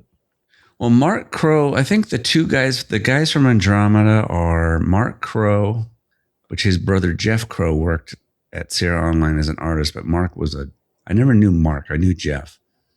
Mark was gone by the time I worked there. Yeah, I think he went and worked at one of those spinoffs that I was mentioning. And the other guy from Andromeda is Scott Murphy. And Scott Murphy was the one in that video. He had a beard and long hair. Yeah. And so they basically hired. That's the whole video is about hiring Josh to be the replacement for Mark, hiring a new guy from Andromeda, right? So, right, because Mark had left, so that was what the interview process was supposed to be about, interviewing the next guy from Andromeda, and that was the joke, I guess. I was all above my head because I didn't even know about Space Quest games. I didn't even play them. So yeah, I did know Scott.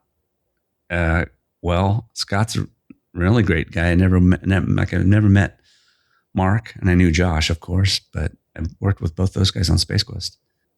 Outside of Mark, I saw that I think I remember because this is when Kickstarter was just starting.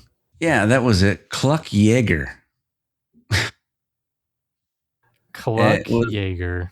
Cluck Yeager was the joke, and that was the kind of a character that I made in 3D. They wanted Cluck Yeager made in 3D, and so I worked on Cluck Yeager.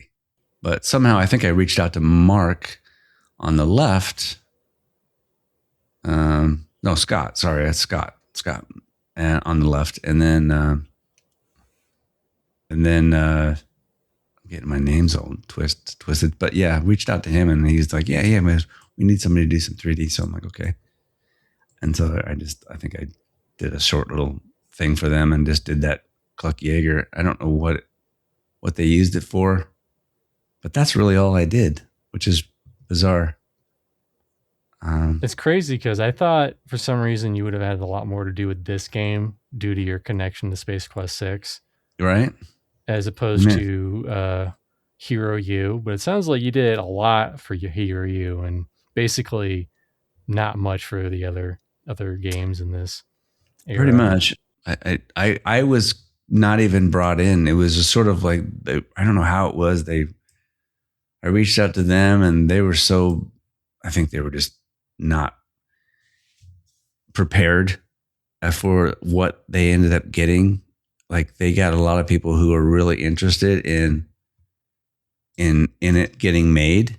Mm-hmm. I don't even recall how much money they ended up getting, but because they had such a fan base of people who really loved Sierra Online games, that, back in that early part, or that early aspect of Kickstarters, if you had a name, or if you had any kind of, following of people, then you could probably cash in. But yeah, I don't I don't know if they didn't really know what they were doing. I feel like a lot of those ex-Sierra people after Sierra sort of just drifted into the wind and still wanted to have a bit of the glory days, but didn't really know what to do. They didn't. Yeah. They got this Kickstarter. They thought it would be a great idea, but then once they got the money, they were like, "Oh crap! Now we have to hire people," and they didn't know what to do.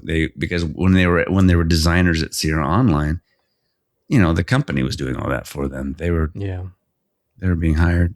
It's funny. I've heard, this is kind of similar. I've heard that the most excitement people get for vacations is when they buy the tickets and they plan ahead like a couple months in advance. Like that's when it's the most you feel excited for a vacation. I feel like it's kind of the same thing with Kickstarters too. Like earlier, it's like, oh, it's going to be so great.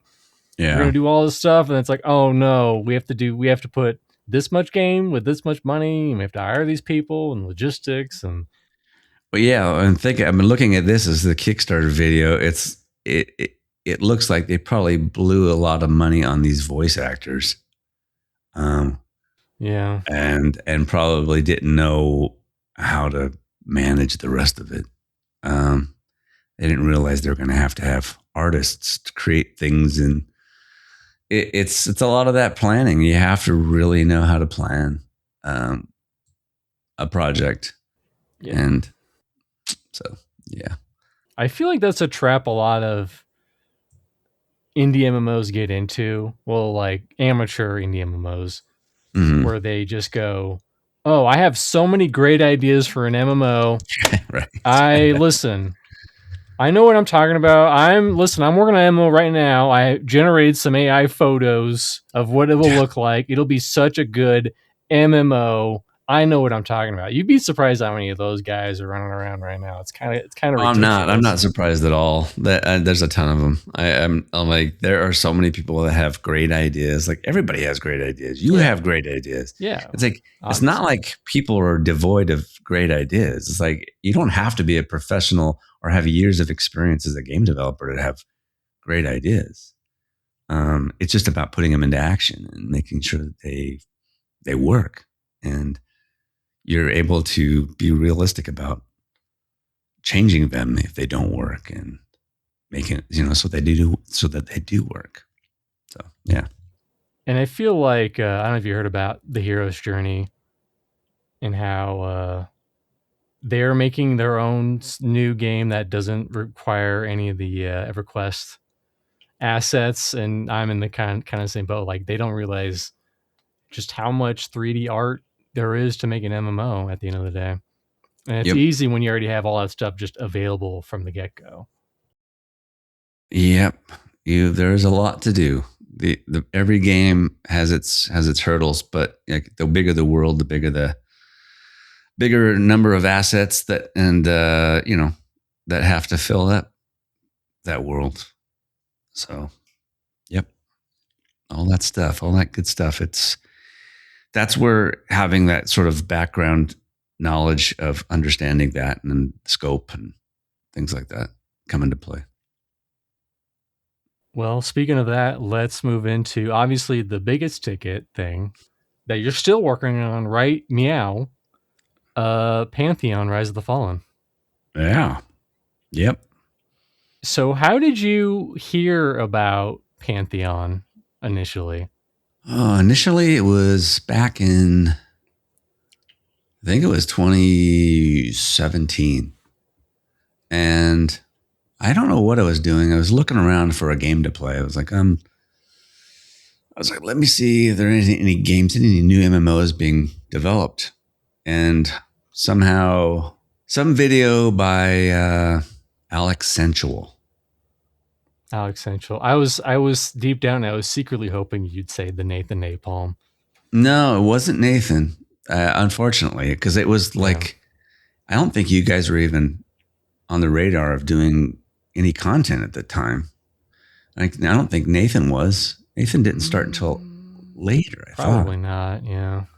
But I saw this, I just happened to see this video of Alex Sensual he was talking about some MMO. I'm like, okay, what is this? And he was just like going on about it, how much he thought it was amazing. And it looked really good. And it was like a harken back to his old school stuff. So I'm like, okay. And he had some screenshots and I'm like, oh, that looks pretty cool. So I started looking and researching on that. And that's when I found, of course, the some video of Co-Carnage, right? Or Right. no. Yeah, Co-Carnage might have been a video. If not Co-Carnage, another streamer that I can't think of their name. But it was a great video watching that other streamer, not Co-Carnage so much, but Co-Carnage was fun to watch. But this other guy, man, I have to find it. But it's hilarious. He was so giddy. I just remember that. He was so excited. It wasn't Mr. Happy, was it? No. Trying to think. I didn't see a whole lot of that early stuff, to be fair. Yeah, he was super excited, and he was going to go in with I think Brad was on the call, and he was just like beside himself, happy just to be able to play with Brad, and because he was a big EverQuest fan. So I ended up watching a bunch of videos about that, and that's when I saw Co-Carnage as well. And then it just brought me to the website. So I started looking and following it. And so I don't know. I don't know when it was, but I just started. I immediately always like to reach out to people and see if they're interested in, having anybody with any kind of experience help them. And so I reached out just to see, if you guys are just looking for help. I mean, I could just do some stuff on the side. I think I might have heard back from someone way back, but nothing concrete. And I know I even spoke on the side, back channeled with a couple of the designers on Discord. I spoke with one of the artists, and I showed him my stuff, and he's like, "Oh man, we need to get you on the team or something like that." But it just never happened. Never came up. Never came to kind of reality. And until what was it, 2023 or something like that. I'm trying to remember how, I don't remember how it all sort of happened. I just remember somebody got in touch with me. And they were like, hey, we're thinking about going about this art style or something like that. Yeah, because they brought me, I didn't even know about it in the email, but they reached out to me and they wanted to talk. And so we set up a time to talk, and I spoke with, but a few people on the team were on the call, and we just all talked, and it's sort of it was pretty one and done. They told me, they said, they asked me at that moment, I think is when they asked me about something about mentioning the art style changes, and I was like, huh. I was thinking to myself, I kind of thought it's an interesting idea. In the back of my mind, I wasn't going to sit there in an interview, basically second guess them. I certainly wasn't going to say, "Hey, it's a stupid idea. Don't do it." I was just like, no. I'm like, I want to see what it looks like, because I didn't even know what it sort of looked like, until it was kind of brought on, and then they showed me what they had been already working on for. I don't know how many months of work, but they had been working on it for quite a while, like at least 6 months before I'd been brought on. And so they wanted me to do some character ideas in the style that they were shooting for. And I sort of did a bust of a character, like a dwarven character. It was fun to work on this guy. Obviously the game doesn't look like, and I took my time on this. So I really wanted it to look really good, but it wasn't a full character. It was just a bust, just to kind of help dial in a look, to help them realize what could be if we were to make a fully realized character. But yeah, and then brought that into engine and stuff like that. Then it was just a lot of me kind of making and trying to figure out characters. They had concept artwork already in line, and I was brought on as a character artist, so I was just going to be character artist and help them with designing characters and creating a lot of the creatures and the player characters. But as time went by, it was just like it seemed like it became pretty clear that they needed somebody to help guide the train a little bit, because it was a little derailed. And from everybody else's point of view, it became even more derailed after I got on the project. And it was like, it always like a terrible timing, from my point of view anyways. And maybe some people just like blamed me for the art style. I remember a lot of people thinking that it was me, that somehow like this, they already had an art style in mind before I was even on. And it's like, I didn't come in and tell them to, hey, I think this would be great. You guys should change the art style completely. I think this would be a beautiful idea. Like, I wouldn't have that I would never do that. It's not my place. It takes a lot of bravity to just go into a project and say, oh, yeah, you should change the art style. This is not working. I would never do it. It just wouldn't make any sense. And it's not, it wouldn't be, it's not my personality. And B, it just wouldn't. They already had their minds made up before I got on, and they wanted to move forward with that idea. And I was trying to accommodate, and I was trying to be open-minded, because I was like everybody else. I came onto the project thinking, oh, this game looks like this. And then somehow now we're going to kind of switch gears, and now the artwork's going to look like this. And it became, obviously, as you know, and everybody who watched afterwards, it became a little bit too much. It was, at least with the characters, right? So I feel like you came in at a really awkward time for Visionary Realms. Yeah. Because they were like, bam, art change. Also, bam, 247 right after the other. Yeah. And that was, oh man, I was just like reeling, because I was not even barely on the team. I wasn't even there a year. And all this stuff, like not even 6 months, I think, in, and all these changes were just happening. And I'm like, I'm just rolling with the punches here. And then everybody, I start somehow, the community sort of, somehow I'm attached to all these changes. When I really wasn't. They weren't my ideas. The other thing I really remember Joppa saying at the time was something like, hey, Bronson wish he had more time on these faces. He thinks these faces aren't quite 100% done, or something like that. Yeah. I mean, we're trying to, at that time, so many things were going on. We were trying to, change direction, which, in hindsight, obviously a terrible idea, in my opinion.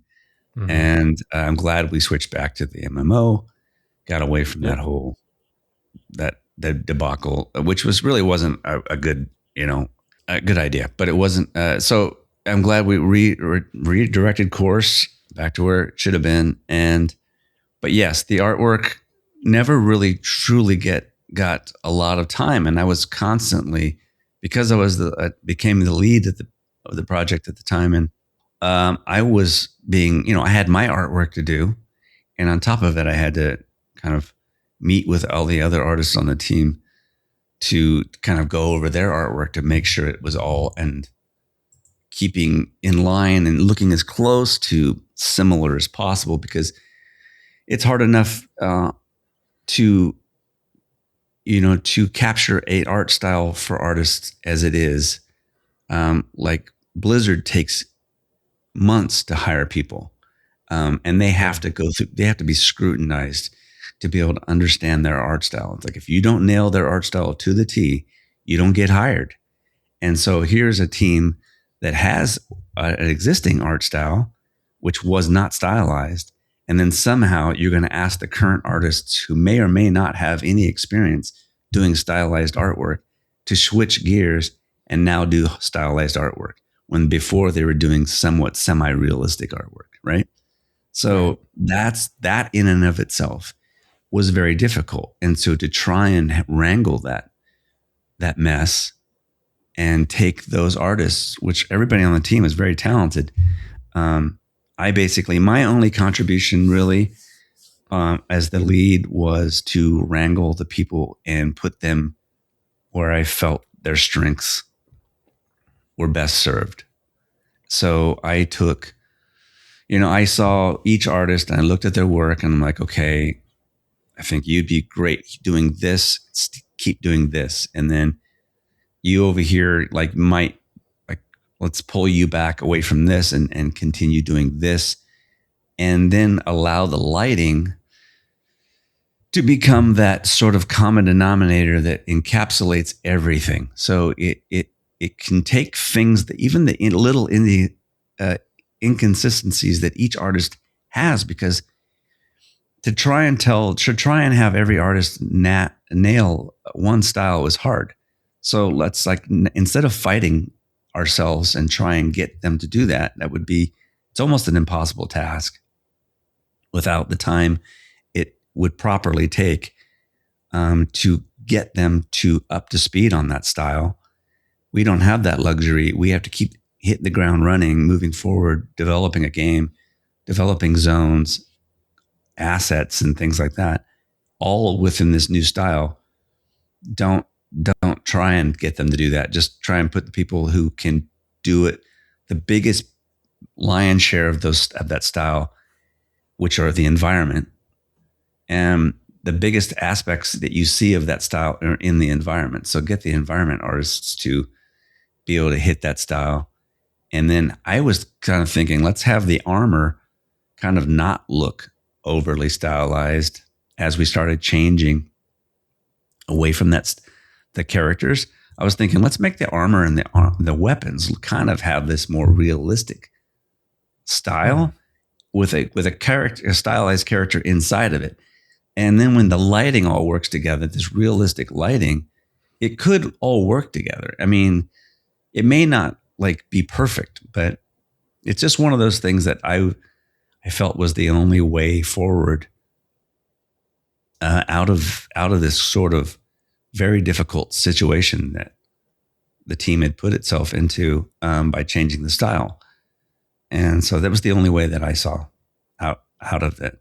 So I think that was pretty much my only contribution, that outside of doing characters and creatures and stuff that I've done, but was trying to put people in the right lane, I guess. But it sounds like we were kind of out of that super dark period where it's just jambalaya, everything's in the pot. We're trying to make it kind of work together with the team that we have. Yeah. And then it feels like we're in kind of a better spot in Pantheon than we were at that time, for sure. Definitely. We're actually getting stuff out. We actually have more people on the team now. So it's great. I mean, we have a new environment artist, so that's amazing. So things are looking so much, in my opinion, things are, regardless of what the perception is from the outside looking in, it's really going much better now. Yeah.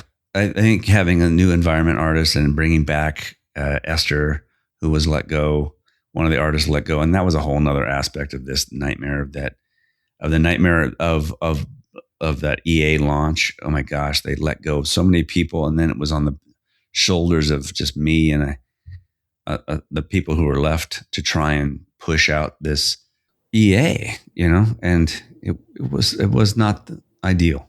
So, but hindsight, it still was pretty successful. Right. I mean, we were really worried about EA from just the following standpoint, because, you know, there's a lot of people who have just extremely bad ill will towards Pantheon. Sure. And we thought that they were going to absolutely. come into the early access, buy the game, leave a negative review, refund it, and then the negative review would be up there forever. Right. Yep. But I totally went get a lot that. better. Yeah, I was pleasantly surprised, and I think the team was too. I wasn't really. I have this way of thinking about things where I don't really want to overthink things until I see the results. So not even then I don't overthink. I just don't like to overthink because it doesn't do any good to kind of second guess a lot of stuff but like it was cool. It was great. Everybody, the community really helped out with that too. And by just helping with reviews. And I think people were actually pleasantly surprised who might not have been otherwise, even considering, where it was at that time versus where it's going to be very soon. So, which is pretty cool. I've always said that Pantheon has had a solid foundation, a solid core in there somewhere. It's just whether or not it'll get over the finish line in the long run. That's the big question. Yeah, it really is. We just need to get out of our own way. Some people need to get out of the way and start focusing on getting it done. And I think that that once that happens, I think the project will start. It's getting smoother and smoother, at least on the art side of things. We've got the new Jim is just a really great environment artist, and so is all of them. Tim and Jim, the M's that I call them. They are doing great work, and Esther also having that extra person has really helped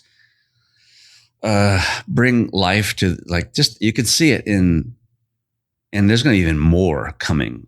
There's so much stuff that I'm not even going to tell you because I want it to be a surprise. But right. There's zones that you are so used to seeing now are going to have complete overhauls. And not so much so that the zone itself will necessarily be changed. It's just that there'll be location changes of things. Possibly wink, wink. And then, but then there'll be just lots of cool stuff that it lives more, has more of a lived in quality to it. And there's I just recently saw what BRK is a prime example of what that could be. Say BRK was so as problematic as BRK is, as far as NPC spacing and just overall difficulty level. I think nobody wants to go in there because it's just it's just too difficult, I think. For average players, the hardcore of the hardcore players can go in there and they enjoy it, but that's not really necessarily for everybody. You got to make it fun for more people, not fewer people. So, but just the look of it, just thinking about the art, from the art side of things, that zone looks more polished and finished than most any other zone outside of maybe Halnir Cave.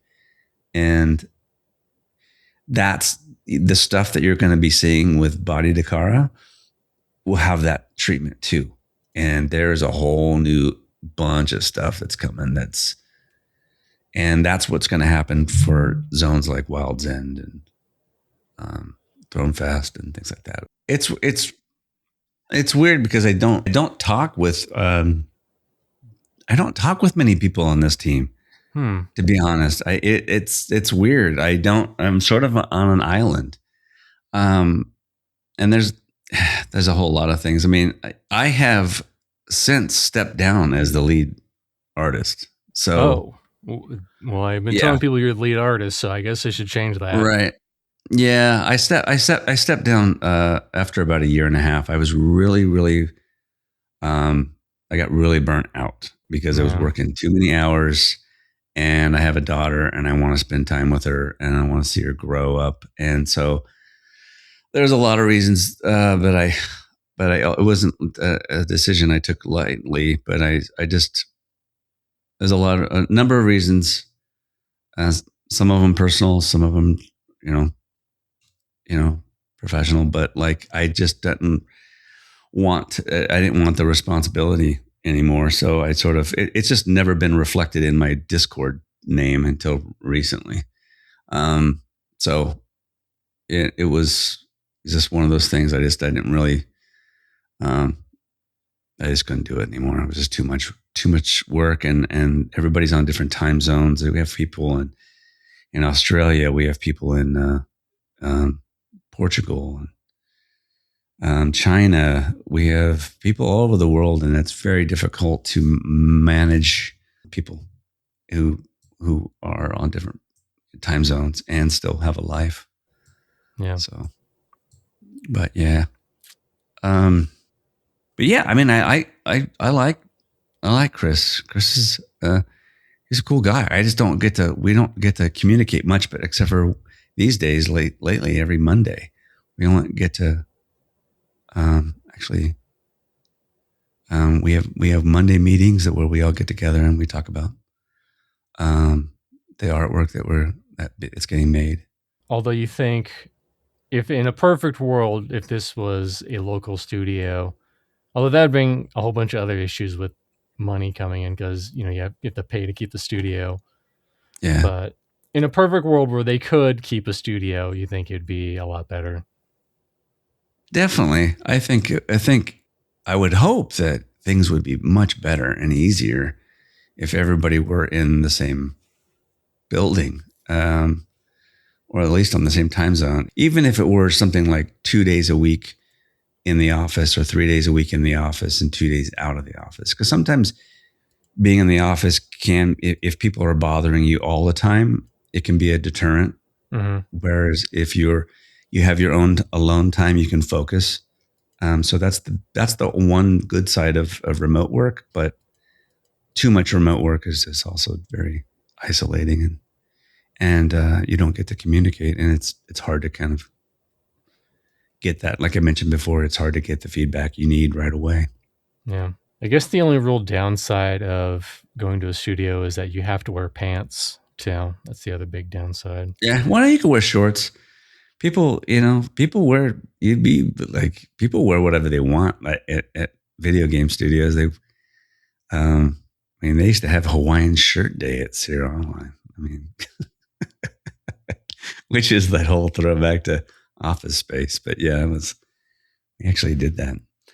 But yeah, it would be people. You could probably wear whatever you want nowadays. You just show up with a bathrobe and nothing else, Yeah, no, I would probably be into that. I would probably wear a bathrobe, some slippers, just come into work and say, "Hey, here's my smoking I'm wearing my smoking jacket and a pipe," and then just walk in. But yeah, I think at the end of the day, Pantheon, even though it's had its ups and downs, it's still a solid game, and it sounds like progress is coming forward. Hopefully the spring update will be as plentiful as they have said in the roadmap. Hopefully. I know it's a lot. I know it's a lot especially on your guys' backs too. It's not just Joppa. Yeah, it's a lot. I mean, Joppa's got his plate full. I would sort of laugh when I saw him streaming. I'm like, dude, I know you got work to do. And I'm like, and you're streaming? And I'm like, tisk. But if he's, it's not my job to tell him what to do.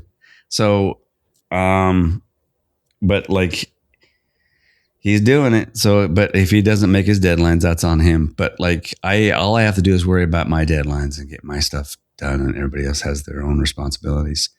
So I think there's a lot of cool stuff it's coming in this next big update. I always get my biggest laugh is how people still believe after all this time that this game is some sort of a scam. And I just think that's the biggest joke of all time. You remember when people were saying it was vaporware? That I'm kind of glad that's kind of like petered off a little bit. You don't really get that one anymore. Yeah, I don't think I've heard that one, but I definitely always heard scam and dead game. Dead game. I get it. People who don't really want to play an old classic MMO, they're going to always sort of be on that side of the fence where they're not interested in it, so they don't really care, and they'd rather play games like Black Desert Online and more just action oriented RPG style MMOs, and that's fine. There's an audience for all things, and I just think that I really hope that we can get over the hurdle of getting this particular continent done, because there's still a lot left to do on this one continent, right? And still move on to the other ones, and so there's still much to do, and then getting this combat issue out of our hair. I'm really hoping that whatever ideas that Joppa's got and the designers have under their hat, it can work and hopefully appeal to players of all kinds, not just the hardcore. I don't want, I personally I'm a gamer at heart, and I don't really want to play a game that's so hard that only certain types of people can play it. It doesn't make any sense. It doesn't make from a business standpoint, it doesn't make any sense from a gaming standpoint. Why would you only want, I don't know. It just doesn't. I really hope that we can find that sweet spot to where. I feel like it should be in kind of like a same stratosphere as like Dark Souls, where Dark Souls, it's hard, but it's not unapproachable to a certain extent. Anyone can pick it up. And some people will get further in Dark Souls than other people. Right. And that's another thing too. It's like you also when it's just like a thing you don't like. I wouldn't, if this were my game and I were developing it as the designer, it's one of those things that I just wouldn't want to do. I wouldn't want to alienate players to say that, okay, here's as far as you're ever going to go. Sorry. You know what I mean? Does that make sense? Because it's like, you got to put in this many hours to get, it's a tricky situation, because I know that I could sit there and talk about this with Joppa and probably debate him on this, but it would be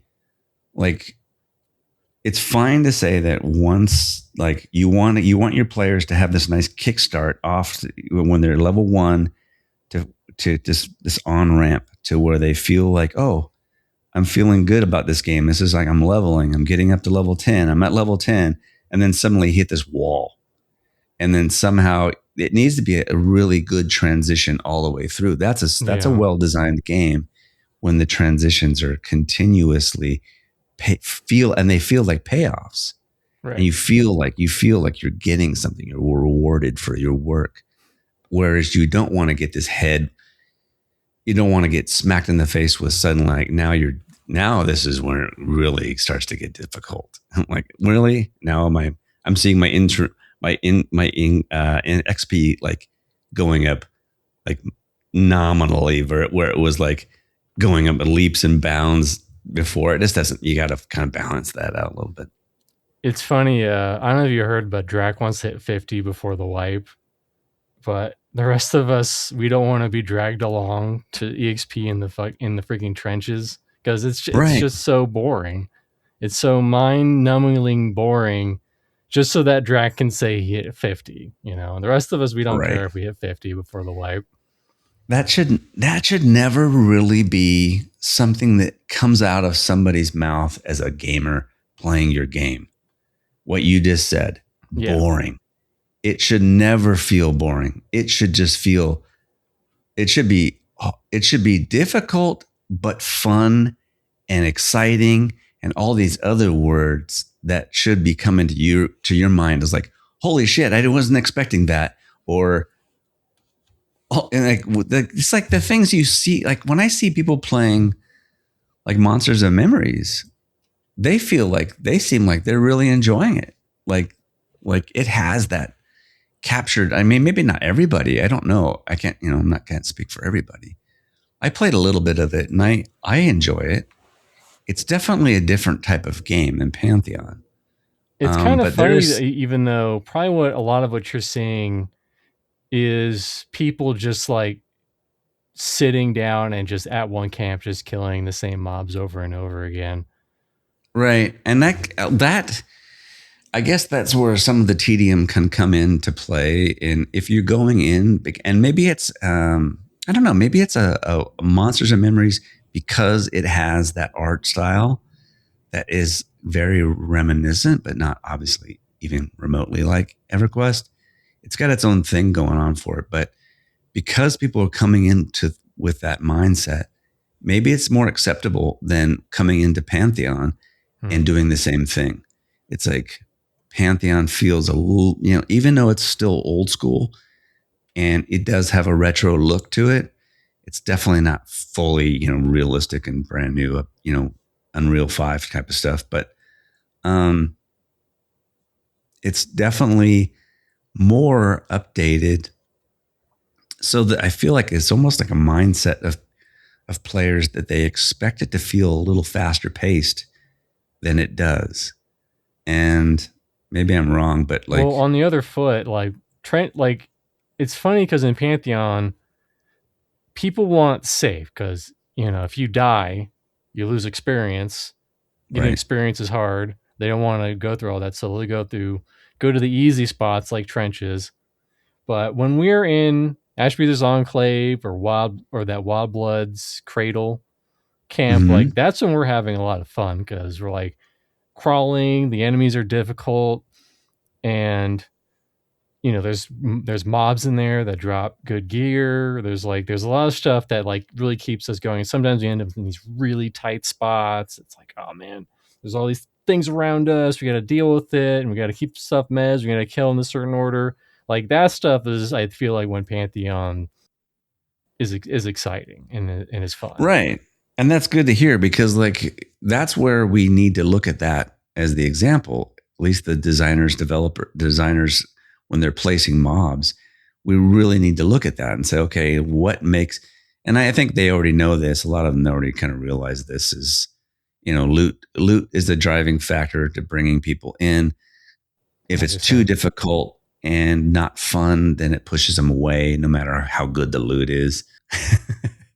I'm excited for the project. I just want to see it get there too. I've been following this game, like I said, since 2017, and now I'm on the team and I'm behind the curtain, and I'm still like, there's things that I'm like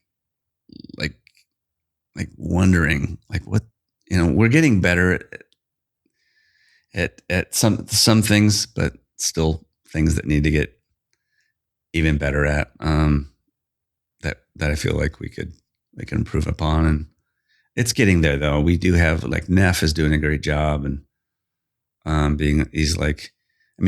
was trying to be our producer for a while, and being a producer is a thankless job. It's sort of like one of those things that people were just, not everybody in the team was doing what they should be doing and checking in the ladies' work and making sure that everybody knew that what they were up to. And that's a whole lot of video game development that I hate to say it, a little indie studio like this is still learning after all this time. You would think that they would have figured it out, but they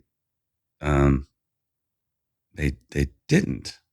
and still, but they are. And this year so far, now that Neff is producing, he's doing a really good job, and we've got another kind of a junior producer who's helping out too, and it all adds and helps out with organization, and organization is super key with keeping track of assets and what's being done and who's doing what at what time, because otherwise you're stepping on each other's toes. Yeah. Which makes it hard when you're remote. That's another aspect that makes it very difficult when everybody's remote. So I want to also quickly note, I'm surprised you didn't bring it up at all here, but you said that whatever happens to the Pantheon will be the final game that you work on. Yeah. I mean, if I get let go from Pantheon tomorrow, or the studio shuts down, or the game finishes and launches, for whatever reason, this will be my last game. I'm a video game. I'm too old. I'm too burnt out to want to work for other studios. I've just seen too many screw ups from studios, and I just don't want to do it anymore. I'm really just tired. I'd rather go off and to the sunset and paint paintings and just have good memories of the things that I did accomplish. And I just really want this. I do want this game to be a success, though. I mean, we all do. Well, yeah. Most of us here. Yeah, I think it could be. I mean, gosh, with all the things that have happened last year and this year with Ashes, and my goodness, all this stuff that's going out and going down, it's like I secretly, in the back of my brain years ago, I don't know why, but I thought to myself, what if Pantheon's the last game alive? Of all these startup MMOs, what if?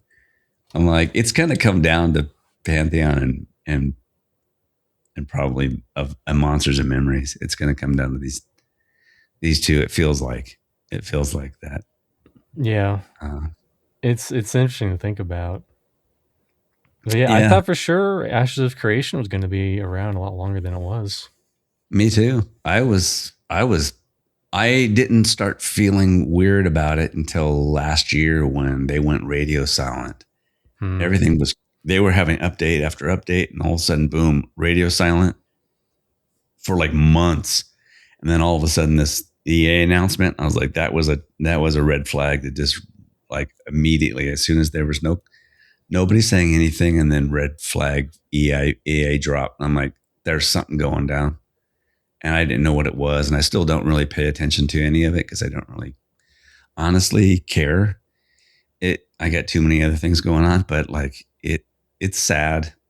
It's sad for the people who worked at the studio. Yeah. From what little I do glean from online information. Yeah, it's a little bit sad. Well, to kind of end on a high note. Yeah. Do you have any advice for any up and coming painters or 3D artists? Any advice for up and coming 3D artists or painters? That's a difficult one to even wrap my head around. Well, let's start like very bare bones, like, hey, I think I want to go into painting. Like, where would be a good spot to even start? School. I would definitely take some, if you're interested in wanting to become an artist and you don't have any, and you have zero natural talent. I was lucky to have been born with some natural talent that helped me grab and see things and quickly able to mimic. I was a good mimic. So if you don't have that, definitely, and you're in high school, take art classes, of course, and then go to school, go to college. Even in this day and age, you You could do with the same. You can almost take the same route that I did with community college. Just take some courses and get yourself understanding what it is you want. I mean, if you can't afford to go to these higher expensive art schools, which I couldn't, I didn't have the grades to be able to go to Otis Parsons or even the one in LA, the Art Center School of Design. Community college was my only route. And I think you still can learn a lot at community colleges. It's just where they can take you nowadays. This is like, I feel like I'm such a downer because I feel like everything is changing right now with AI, and it's changing the landscape in ways that I can't even fathom yet.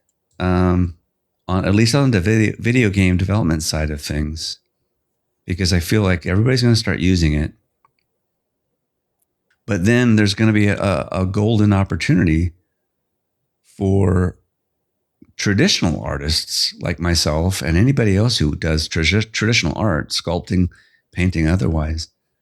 I think with AI being what it is, it's going to be a wonderful tool for many people, but it's also going to be a very kind of boring, kind of one-dimensional aspect. Everybody's going to know it's AI. People won't want it because it diminishes the creativity of people. So that when you are a creative human being that knows how to actually play music, play a guitar, play a piano, drums, whatever, it'll count more towards the creative element than just pushing a button and say, write me some lyrics, make this music, or generate this image. It's like there's something more when a human touches it that makes it more valuable. That makes me more happy and I guess positive about the future in that respect. So I don't know. It's hard for me to kind of give any advice other than keep trying to be, keep trying to get good at your traditional mediums and don't lean too heavy into digital.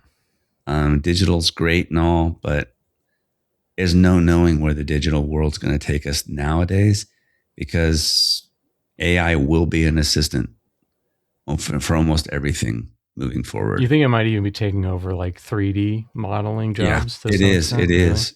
It is already. It's already doing. It can already do what I do. Wow. And it can do textures. There's things that it can't do. There's some aspects that it can't do yet, but it's insanely.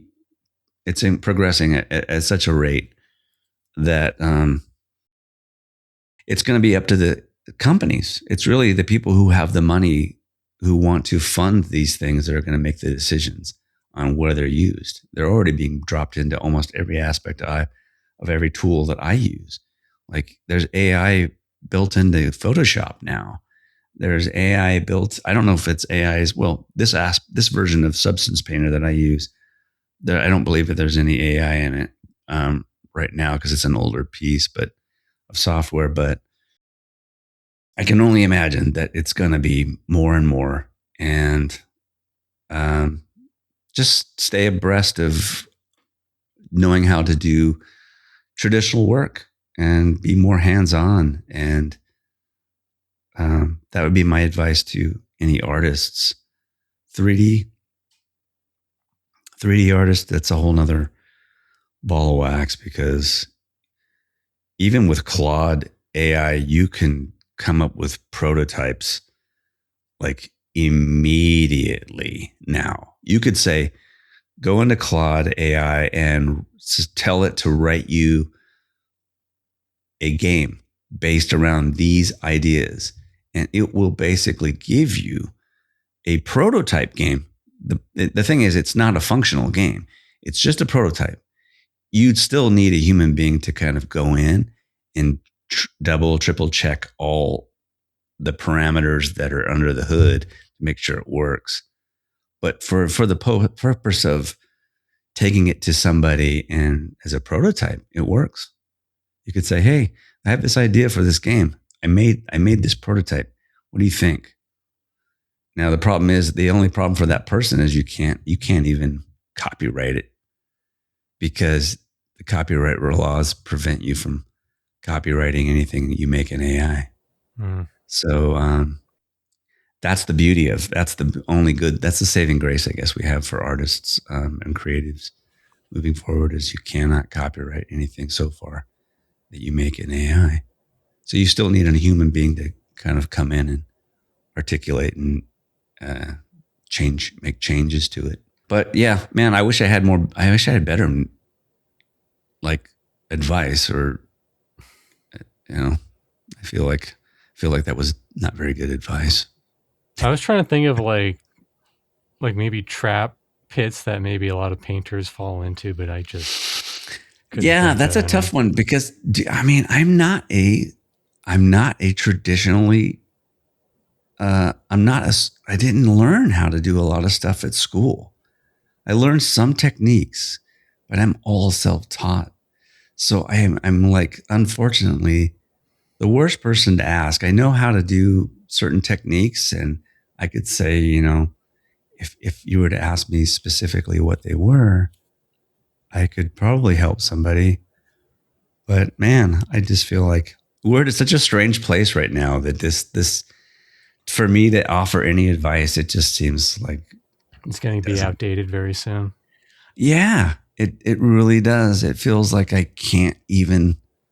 It wouldn't be like the old days. The old days, I could totally give you lots of advice, but right now we're on the precipice of massive change that I don't even know what it's going to be. I have friends that are like, all these people that I know that have been in video game development for years. They're all looking for work. It's tough to see that. And it's a little bit sad, but hopefully things change. That's all I can hope for. Very, very concerned. That's all I can say. Concerned about the future. Who isn't? I know, video games, but like, I don't know what the future of video games even looks like anymore. Indie games, like you said before, indie games is where we need to look towards. Yeah, it really is. Indie games are the future. I mean, look at Baltro. He just took a fun idea on poker hands, and it became the best-selling game game of the year, maybe best-selling game of all time. I forget, but that's what game was that? Because no one would even think. You never heard of Baltro? Mm-mm. It won Game of the Year 2 years ago, I think, for the Game Awards. It's like one of the most popular. I mean, I'm not gonna say one of the most popular games ever, but it's pretty up there. How do you spell it? Balatro. Balatro. And it's a card game, huh? Just like an online card game.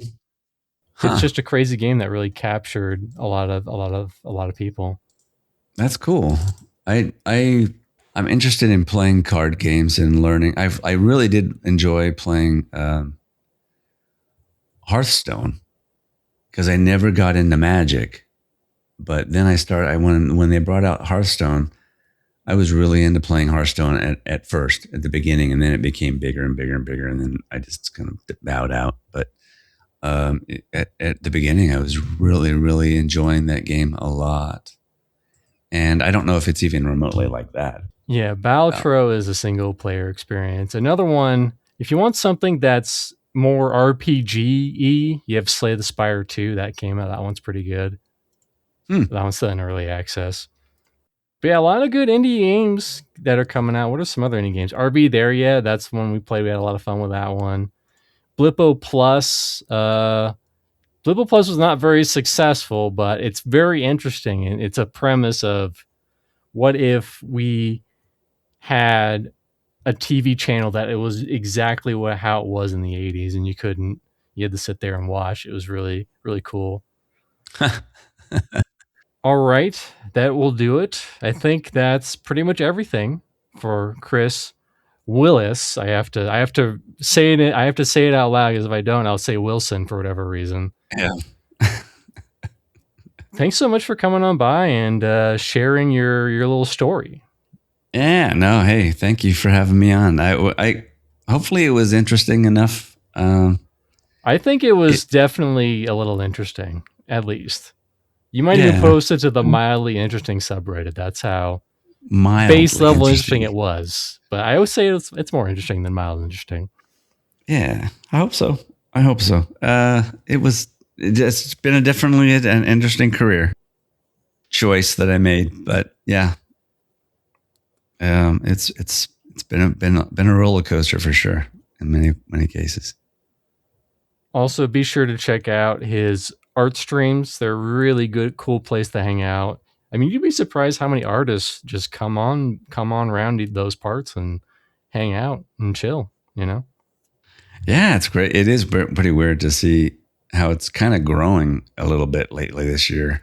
I've gotten more and more people hanging out than usual. So it's always cool to have new folks, new faces come in and say hi. And before I go, don't forget to like this on the whatever platforms you're watching it on. If you liked it, leave a comment. If you don't like it, don't be a dick, but tell me why you didn't like it. And I think that'll do it for today. Have a good one, everybody, and I hope we see you next time.